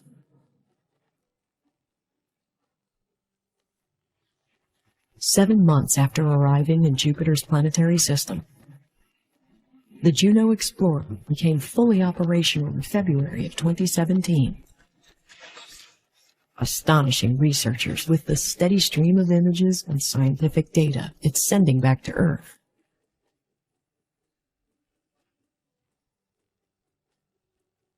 Jupiter is by far the largest planet in our solar system, leaving Juno with a whole lot of ground to cover. And although it is the second brightest planet in our night sky, its formation and composition have left us in the dark. Previous NASA missions have given us some understandings of its moons, small dust rings, and atmosphere. But we've not been able to see past the Van Gogh-like swirls of dense red, brown, yellow, and white clouds that paint the planet. At least, not until now. Each individual image is awe-inspiring, especially those captured when Juno came within 5,000 miles of Jupiter's Great Red Spot, the planet's most famous storm. Poring over data from Juno's microwave radiometer, scientists hope to learn more about what powers the tempest and how it differs from other Jovian storms. This critical instrument measures 6 distinct ranges of thermal radiation as it peers more than 300 miles beneath Jupiter's clouds to create a three-dimensional model of Jupiter's atmospheric environment. So the first time we're looking inside of Jupiter with into the interior, and what we're seeing is that it doesn't work at all like we had predicted. Almost every model that has the interior motion, how the magnetic field, the gravity field, how the deep atmosphere works, it's all different. Current modeling estimates that the cloud cover is roughly 30 miles thick. Below it, there lies a 13,000-mile layer of swirling hydrogen and helium that changes states from gas to liquid as it nears the center, leading to a 24,000-mile deep sea of metallic hydrogen. And if we can probe it and work out the abundance of elements in it, hydrogen, helium, the higher elements as well, and work out roughly what that mix is, it'll tell us something about not only how Jupiter was formed, but how the solar system might form. If there is a bunch of rocky material in the center of Jupiter, it means that in the early solar system, before Jupiter formed, that rocky substances were probably coming together and Jupiter got built around those. It could be that Jupiter was built without any of those and that it just collapsed sort of like the sun and there is no rocky material or core of heavy elements in the center. Strangely, though, gravity data collected so far points to a new possibility. A somewhat larger than previously thought and perhaps partially dissolved core, leaving Jupiter experts with more questions than answers. We're putting the pieces of the puzzle together, and it's exciting, but we don't have the whole picture yet. Juno's primary mission is scheduled to continue until February 2018. But this past year, NASA saw another of its extraordinary explorers come to the end. And we are in the atmosphere. As the Cassini space probe plummeted into Saturn's atmosphere in a fiery death spiral. Roughly 1 minute to loss of signal. The culmination of the craft's revolutionary scientific quest. Call loss of signal at 115546. The signal from the spacecraft is gone. Congratulations to you all. This has been an incredible spacecraft, and you're all an incredible team.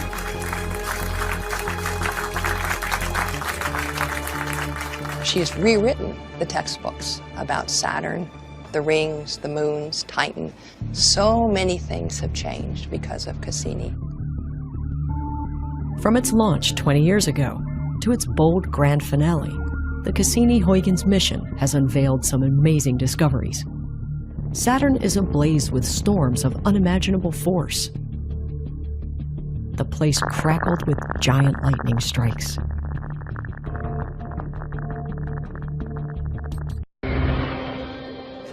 Tourism is big business. There's almost nowhere on Earth you can't go. But the ultimate destination may be 100 kilometers above your head.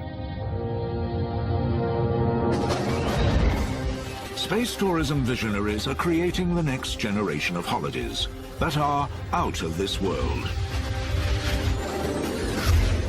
The getaway of the future will be a trip to the stars, the opportunity to rocket far from the Earth. The 21st century spaceman could be you. This could be the ride of your life.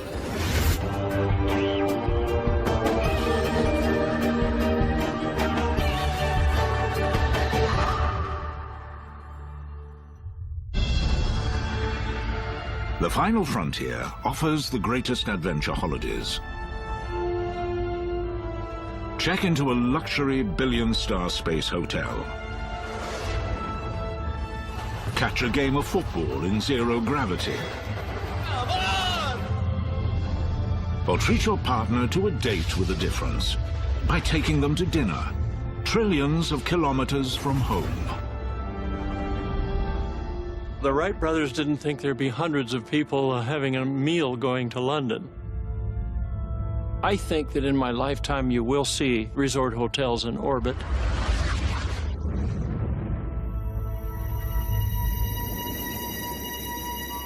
Stardate 2020. Your dream holiday starts here. Just $4 million buys a seat to fly a couple of 100 kilometers into outer space.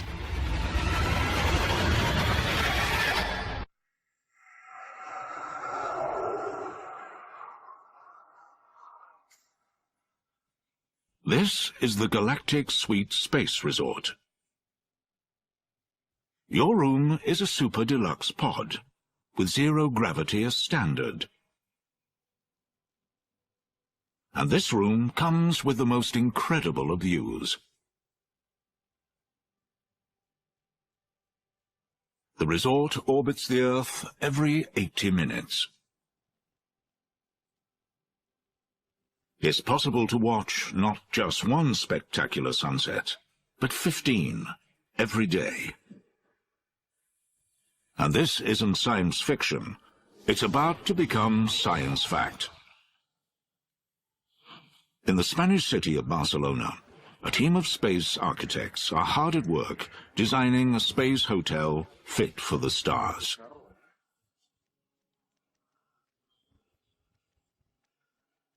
They're backed by a secret investor with $3 billion of cash to splash. And they're already taking reservations. Never before has the space been designed for tourists, where their comfort, needs and activities take on a different level of importance. What's important to us is to be amongst the first that can do it. At his boutique hotel, Xavier plans a 3-bedroom deluxe suite. The hotel will travel around the globe at 30,000 kilometers an hour, 450 kilometers up. Xavier's even planned a holiday wardrobe for the space tourist. Check in and slip on a Velcro spacesuit. And you can attach yourself to a wall like Spider-Man.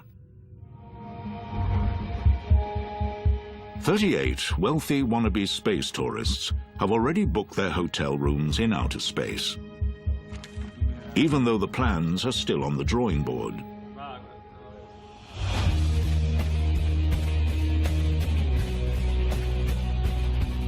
But across the Atlantic, one man is betting on making your space vacation dreams come true even sooner.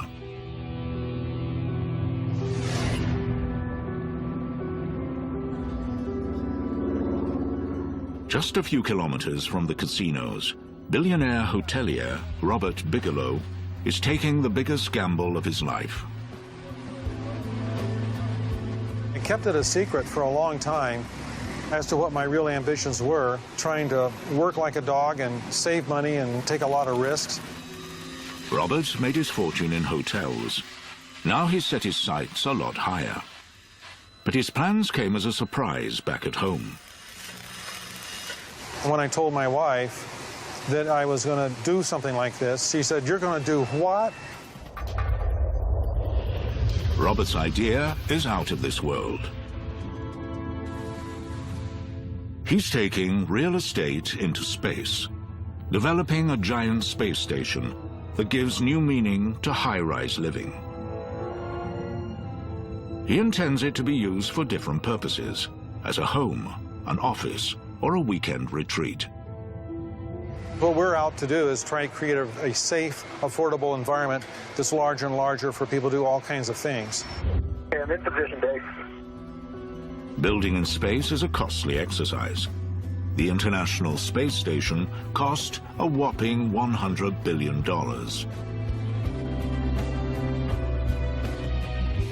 Robert needed a design that would be far easier to construct and one that wouldn't break the bank to build.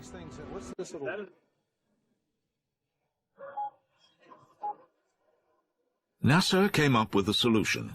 They were developing a huge, lightweight space habitat that inflates in orbit, making it cheap and easy to launch. But when NASA's research costs spiraled, the project was scrapped. Robert saw his chance and snapped up the plans. These systems are extremely strong. They're not balloons. Best correlation I can give you would be comparing it to the tire on your car. And it's made up of multiple layers, steel belts, and other kinds of very strong materials. And that's the same way with our architecture. But would the idea fly? There was only one way to find out.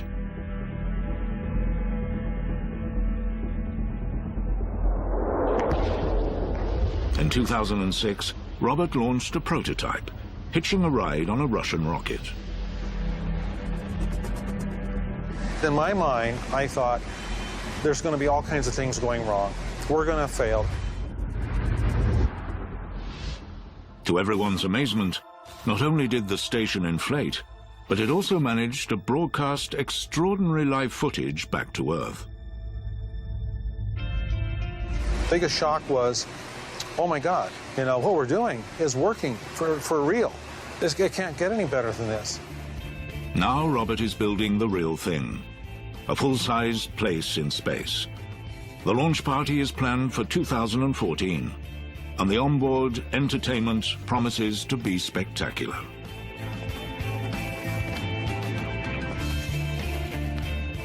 We will also have many cameras on board our spacecraft, and on a large section of wall, see any number of different angles of what's outside, so you could get right up on the moon.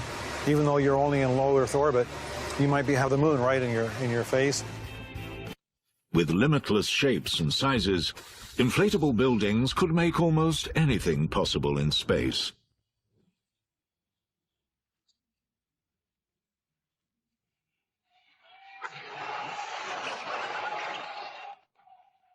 Imagine experiencing new sports that can only be played in the zero gravity of space.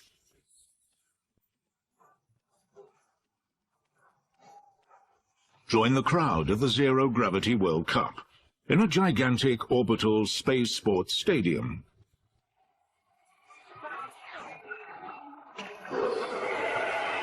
Come on!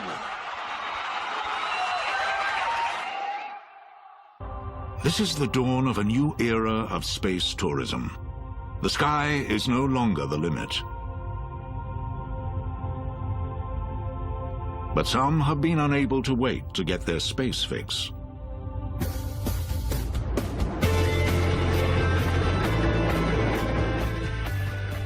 In 2006, Iranian-American entrepreneur Anousheh Ansari became one of the first space tourists. I believe that there is something inside us always attracting us to the night skies, maybe because we're made of stardust. She paid $20 million to take a holiday at the International Space Station and made a video of her adventure.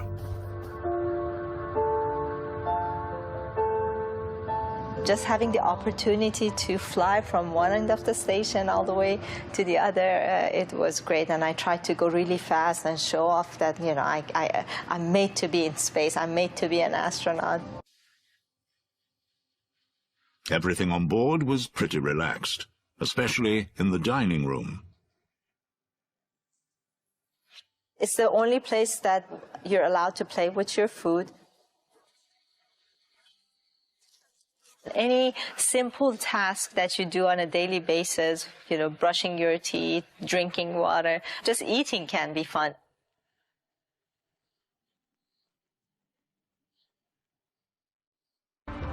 And in space, there's not much space.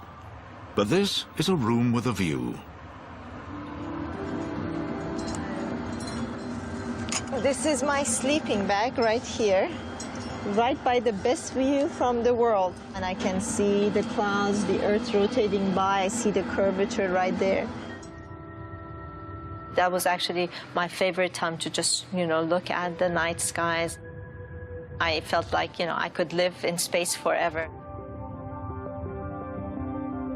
Anousheh's trip cost her a cool $2 million a night.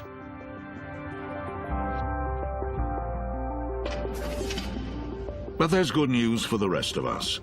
In your lifetime, you could be taking your own, more luxurious, affordable space adventure. 10, 9, 8, go for main engine start. 6, 5, 4. One thing stands between you and the ultimate holiday in space: gravity. Space shuttle Atlantis, reaching the crest of its historic. To overcome it costs a fortune. $500 million per shuttle launch. The rockets use vast amounts of fuel, held in gigantic throwaway tanks. It's clear that for space tourism to take off, some clever thinking was needed.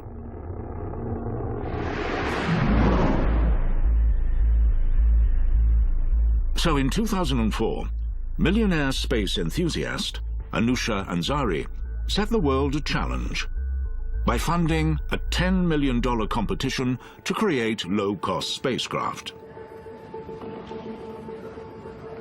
The only thing that can drive innovation is competition, to make access to space faster, safer, easier, and cheaper.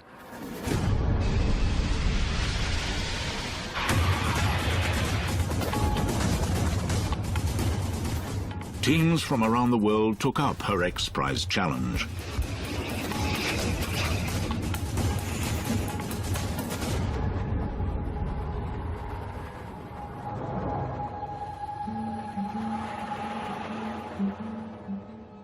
But in Mojave, California, maverick engineer Bert Rutan was ahead of the game.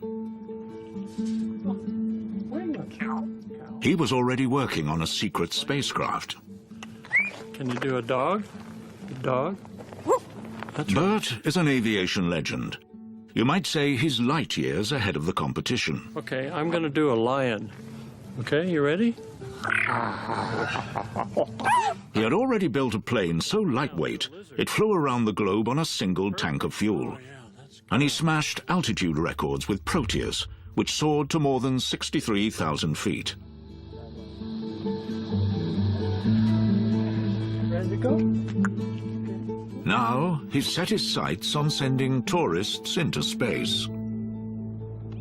Listening to those that have been in space, the way they describe it It seems life-changing to look down on the planet. And a chance to go there and look at that? Wow. Just 5 months after the X Prize was announced, Burt Rutan rolled out Spaceship One. It had taken more than 3 years to build.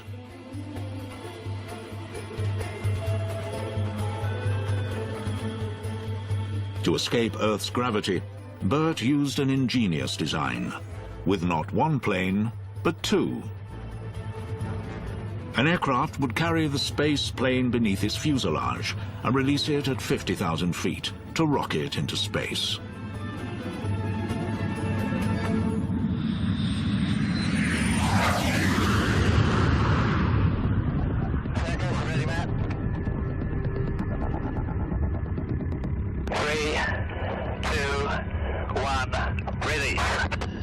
Release. Fire. Pilot Brian Binney fired the rocket. Good flight. Good flight. Come in. Holy! That was close. He narrowly missed a collision with the mothership. That's good, though. 350. Suggest shutdown. Roger, shutdown. Within seconds, he had crossed the boundary into space, 100 kilometers above Earth. Boy, it's really quiet up here. I'm going to get the camera out. Roger that.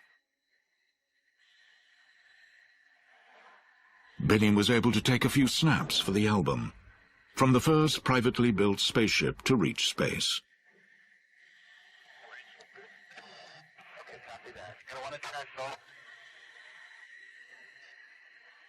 RCSC on. Copy that, Brian. It's moving and it's green. The CTN's a little warm, but looking fine. 3, 2, 1, coming down. The civilian race for space had been won.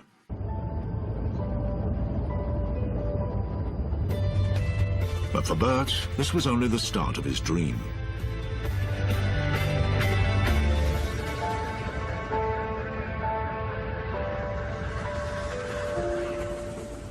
If I could please invite onto the stage Burt Rutan, the designer of the first private spaceship, Spaceship One. Burt. I'll tell you something. I have a hell of a lot bigger goal. And you know what that goal is? I absolutely have to develop a manned space tourism system that's at least 100 times safer than anything that's ever flown manned to space, and probably a lot more. I have to do that. Burt's ambitions are shared by billionaire entrepreneur Sir Richard Branson, and together they have set their sights on helping you reach the stars.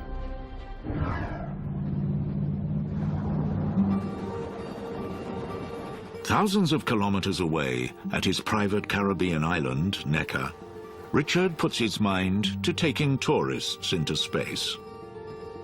I'm old enough to have seen the moon landing, and I assumed that I one day would go to the moon.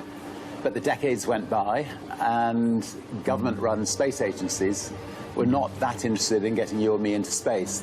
So, out of frustration, we decided to create a private spaceship company where we could get as many people as possible to be able to experience spaceship travel.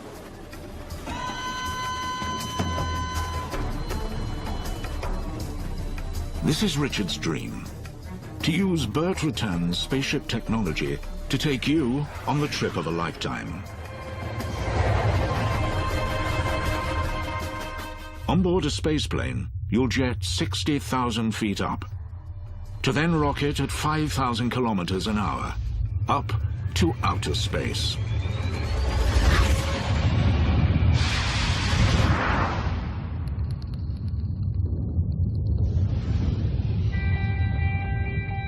Pop your seatbelt and float in zero gravity.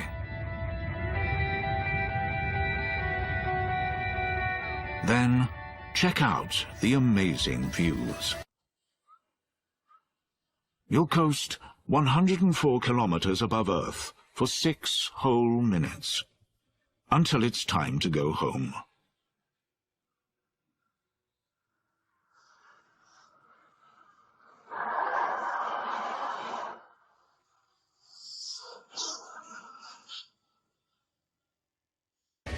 The spaceship will glide serenely back to Earth, and my guess is that quite a lot of them will be itching to get back up again. Today, rocketing to space isn't for the faint-hearted. Astronauts must train hard to prepare for launch day. They have to be super fit to handle the extreme force of gravity. 2, 1, 0. Booster ignition and liftoff of Discovery. But Richard Branson's business banks on just about anyone being able to fly, regardless of age or levels of fitness. Something Dave Clark, who must find future passengers, is all too aware of. What if we had the spaceships and we had all these people signed up and then nobody was actually physically able to fly?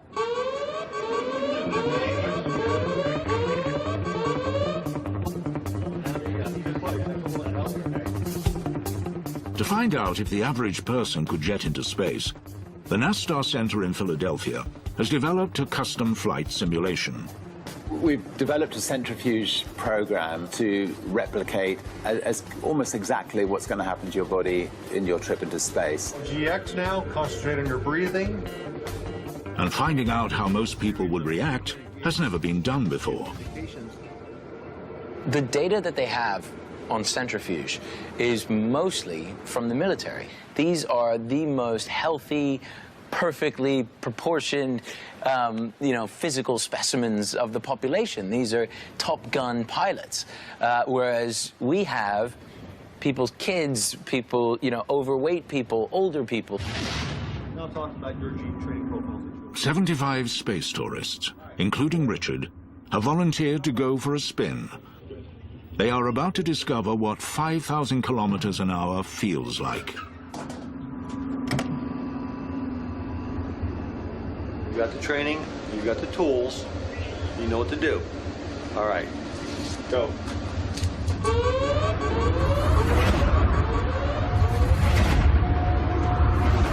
You're at Mach 2, climbing at 80,000 feet.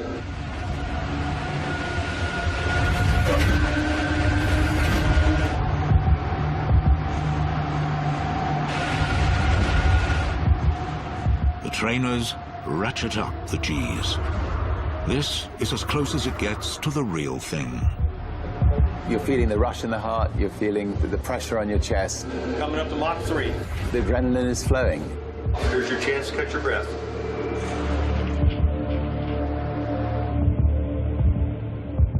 Thank you very much. Richard, tell us, what was it like?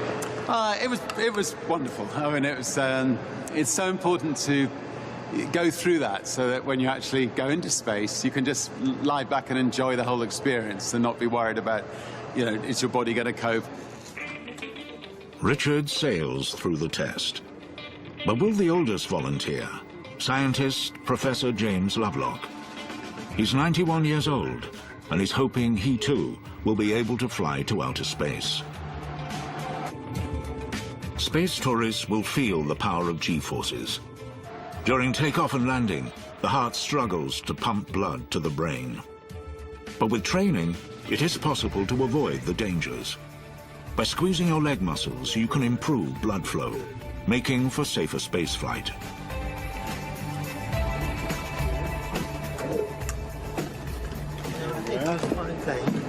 Welcome back to Earth, astronaut. You are now our most senior centrifuge rider. You hold the record. Oh, good. All 75 wannabe space tourists pass with flying colors, proving it is possible to fly into space, whatever your age or condition. Did well. Did well, James. The G-forces are quite brief, and the centrifuge has now shown that really anybody can do this flight. Stephen Hawkins is planning to go into space with us. He'll be able to put up with it. James Lovelock, the environmentalist, he's going to go into space with us. Now, it's just a case of saving up to buy your ticket for $200,000. you know, we've got to try to come up with, you know, clever ways of getting that price down and down and down. You know, every $10,000 we can get it down opens the market up that much more. And I think 50 years from now, hopefully literally hundreds of thousands of people will be able to afford to go into space. Richard Branson had the vision to turn space into the ultimate tourist destination. Now, all he needed was a spaceship.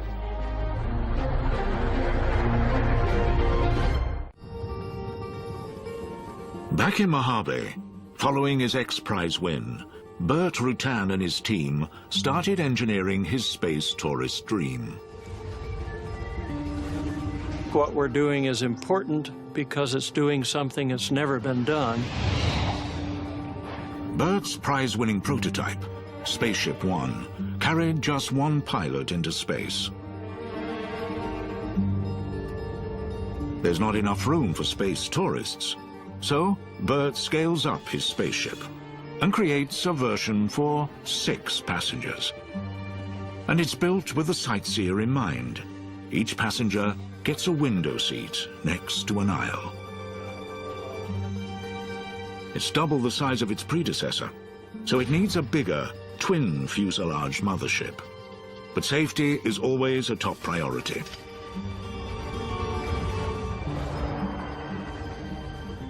We can't achieve the level of safety that you do with modern airliners because they've had 7 decades of maturity. However, I do feel that to fly the public, this should not be looked at it as a dangerous adventure. But modern airliners don't have to re-enter our planet's atmosphere. Anything speeding towards Earth tends to burn up.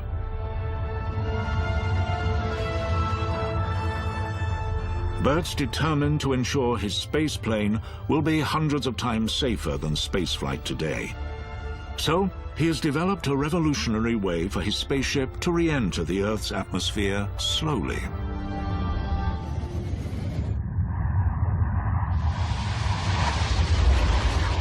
The spaceplane's wings pivot 65 degrees. Its fuselage flattens into the airstream, creating stable drag, like a shuttlecock. Spaceship Two is so lightweight and the drag so high, it rapidly slows down without heating up. Then, at 70,000 feet above the ground, the wings realign like a glider, and the craft touches smoothly down on the runway.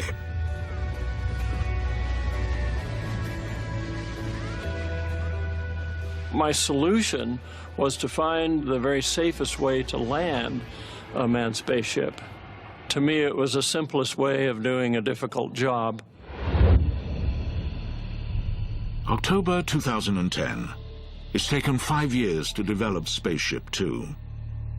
Today, she's leaving the hangar for her maiden voyage. At Mojave Spaceport, there is only one question on everyone's lips. Will she fly? Richard and Burt have gambled their reputations and a small fortune on the odds that she will. They are about to find out.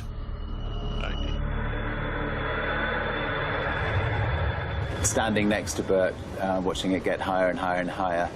Obviously, Burt was understandably extremely nervous. I was nervous for him and for us. 45,000 feet above their heads, it's the moment of truth. 10 seconds. We are armed. Release. Clear the plane. Good release. Okay, it's gone. All good, all good. Beautiful. Yeehaw! That's great. Beautiful flight. She flies perfectly. We got word back that it was flying absolutely beautifully. It was a tremendous moment. You know, we really are close to the dream becoming a reality. Beautiful job, Steve. The final frontier is one step closer. Soon, you could be taking your seat on this spaceship for your unforgettable 6 minutes in space.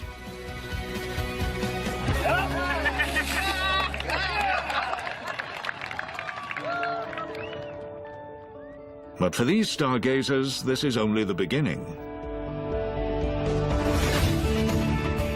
If they have their way, you could travel on their spaceship to an orbiting hotel for the ultimate space vacation. A lot of my life has been about dreams. If you don't dream, you don't make anything. One day you might see a giant V floating around the Earth. The Wright brothers didn't think there'd be hundreds of people having a meal going to London. I think that in my lifetime you will see resort hotels in orbit. Staying at a space hotel, you can expect more than 5-star luxury. From here, you can gaze on an entire galaxy. I think the important thing about being in a space hotel is that you have massive windows, and so you can look out at the universe around you and marvel at it. And once you've been there, space travel agents will be booking your trip to the next holiday hotspot.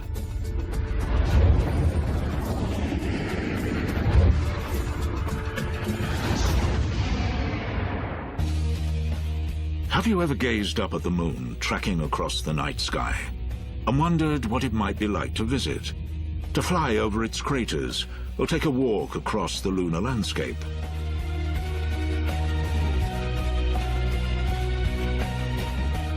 At 400,000 kilometers from Earth, it would take you days to get here.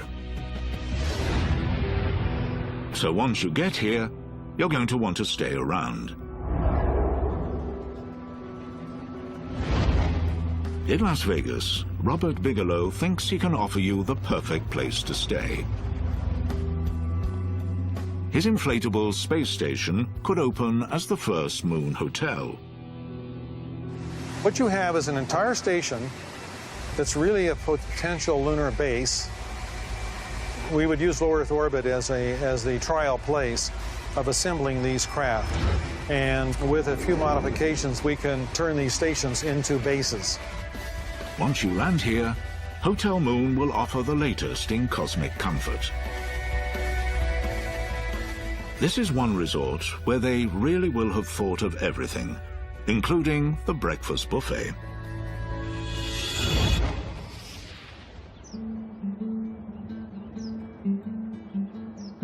In the arid desert near Tucson, Arizona, feeding lunar tourists is food for thought.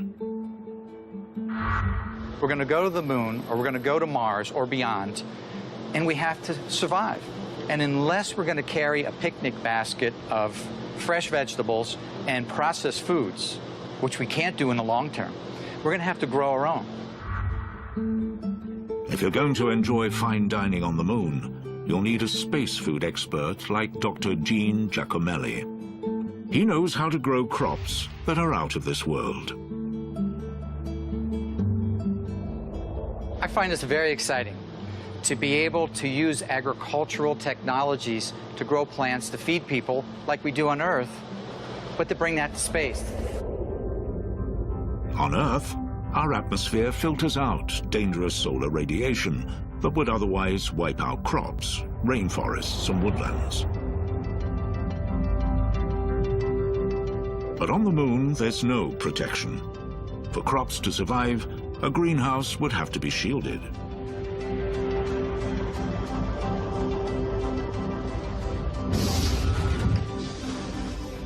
Buried underground to protect it from the sun, it could nurture crops with very little help from people. The lunar greenhouse, in many ways, is a robot. It automatically provides its climate so that the plants grow in the way we want them to grow. It provides the temperature and the light, carbon dioxide, as well as the hydroponic system for nutrients and water. Gene and his team have already built a prototype lunar greenhouse. On the moon, it would assemble itself, packed with seeds ready to germinate. These plants don't even need soil. They can hang inside plastic envelopes, their roots bathed in nutrient-rich water. There it is. We're growing tomato, sweet potato, strawberry, and lettuce. And this certainly isn't a full diet, but it does offer the crunchiness of a a salad, carbohydrate with sugar, and strawberry as a sweet fruit. Lunar crops will generate drinking water and convert carbon dioxide into breathable oxygen, giving you not just a taste of home, but keeping you alive in space wherever you go. The system certainly can be used on Mars and the Moon, but why not beyond? Why not in space stations and intergalactic traveling spaceships providing food and life support for the space travelers?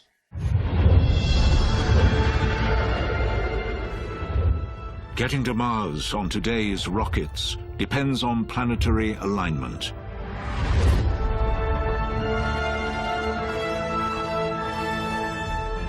The flight is only possible every 2 years, and the trip takes 7 months. Once there, you wouldn't be able to set off for home until Earth realigns again, 18 months later.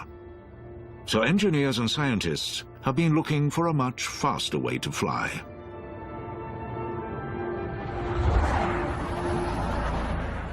Houston, Texas. Behind these shops, in a seemingly bland warehouse, a multi-million-dollar experiment is underway that could put Mars on your space trip itinerary. Franklin clocked a record-breaking 7 trips on the space shuttle.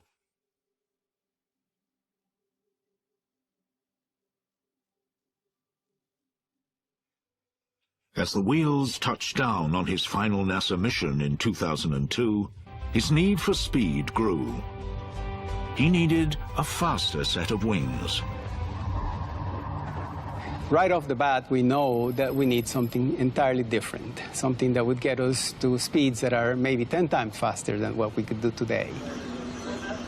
Scrapping conventional thinking, Franklin throws away the rulebook and works out what the problem with speed boils down to. The fundamental issue of rocket propulsion is that you want the exhaust to be very hot, and the hotter the better. So, Franklin cooks up a revolutionary new rocket engine. It's powered by one of the hottest things known to man, plasma, and it's about to be fired up inside this vacuum chamber. The rocket is powered by hydrogen gas, which when heated, turns into pure plasma.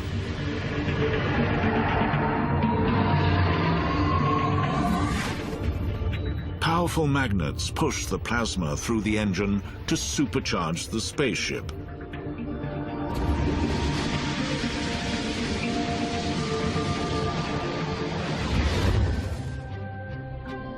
Plasma is so powerful, you could jet around 4,000 kilometers in a minute and rocket to Mars at 200,000 kilometers an hour, slashing a 7-month flight to just 39 days, with 2 weeks rest and relaxation when you get there.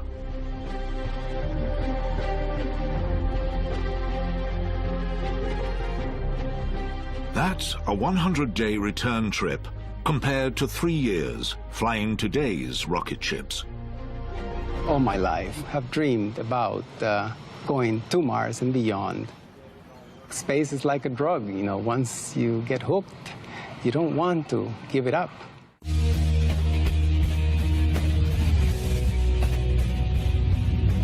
In Los Angeles, science fiction is becoming science fact. NASA scientist Dr. Kevin Grazier advises Hollywood on science fiction. And he thinks what you see on the big screen could be just around the corner. The days of a few astronauts, cosmonauts, going into space, that's over. In the not-too-distant future, we're going to see you, me, regular people going into space. Kevin thinks science will let us boldly take a holiday where no man has done so before. A really far-out propulsion system that NASA has actually looked into is antimatter. Buckle up for a journey on board your intergalactic space liner powered by antimatter. A look under the bonnet reveals a magnetic chamber that contains antiparticles. They're fed through magnetic rings to collide with their nemesis, matter. In just a nanosecond, billions of explosions create an enormous surge of energy, 10 million times more powerful than today's rockets, with a top speed of just over 1 billion kilometers an hour.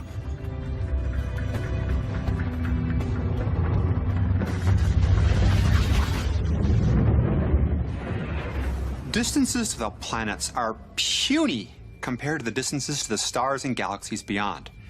If we're going to go to places further than our solar system, we're going to have to speed things up quite a bit. Enter wormholes. Even flying at light speed to our nearest major galactic neighbor, Andromeda, gives new meaning to long haul. It's a 2.5 million year flight time. So if you're going to cruise beyond the Milky Way, you're going to need a serious shortcut. The name wormhole comes from an apple. Imagine a worm on the surface of the apple who wants to get to the other side. He can do it one of two ways. He can walk all the way around the outside, or he can chew through the middle. The second is a lot shorter, and that's the basic principle of a wormhole. If we could bend space-time, we could create a wormhole, a time-saving tunnel that connects two places trillions of kilometers apart. Wormholes might already exist and could become your intergalactic freeways to mind-boggling vacations.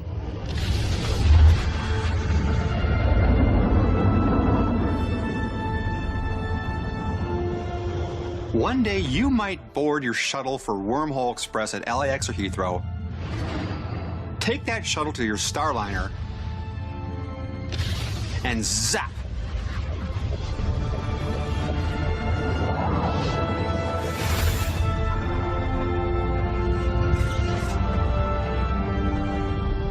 Do you fancy a vacation trillions of kilometers from Earth?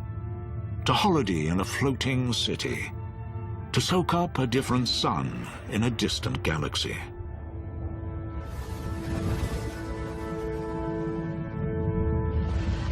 In the future, we may think nothing of traveling throughout the universe.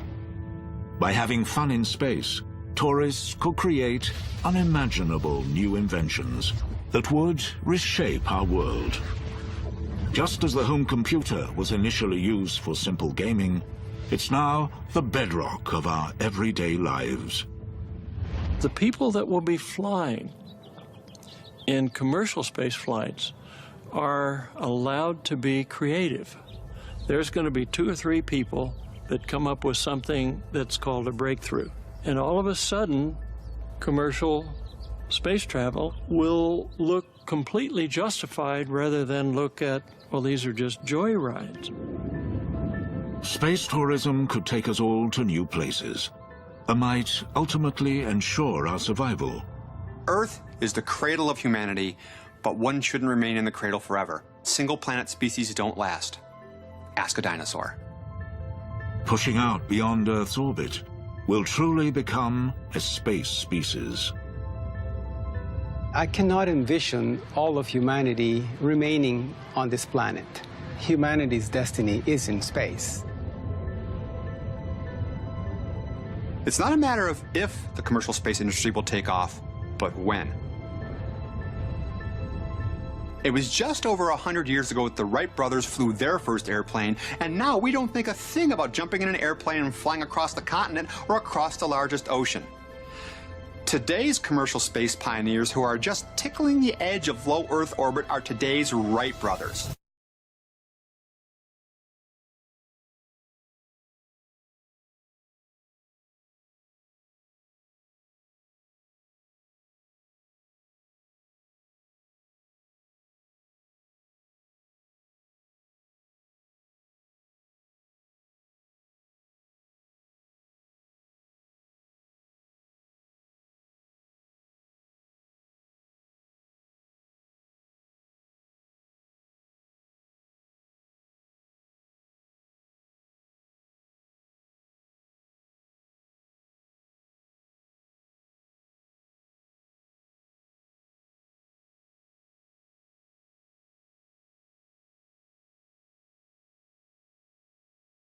All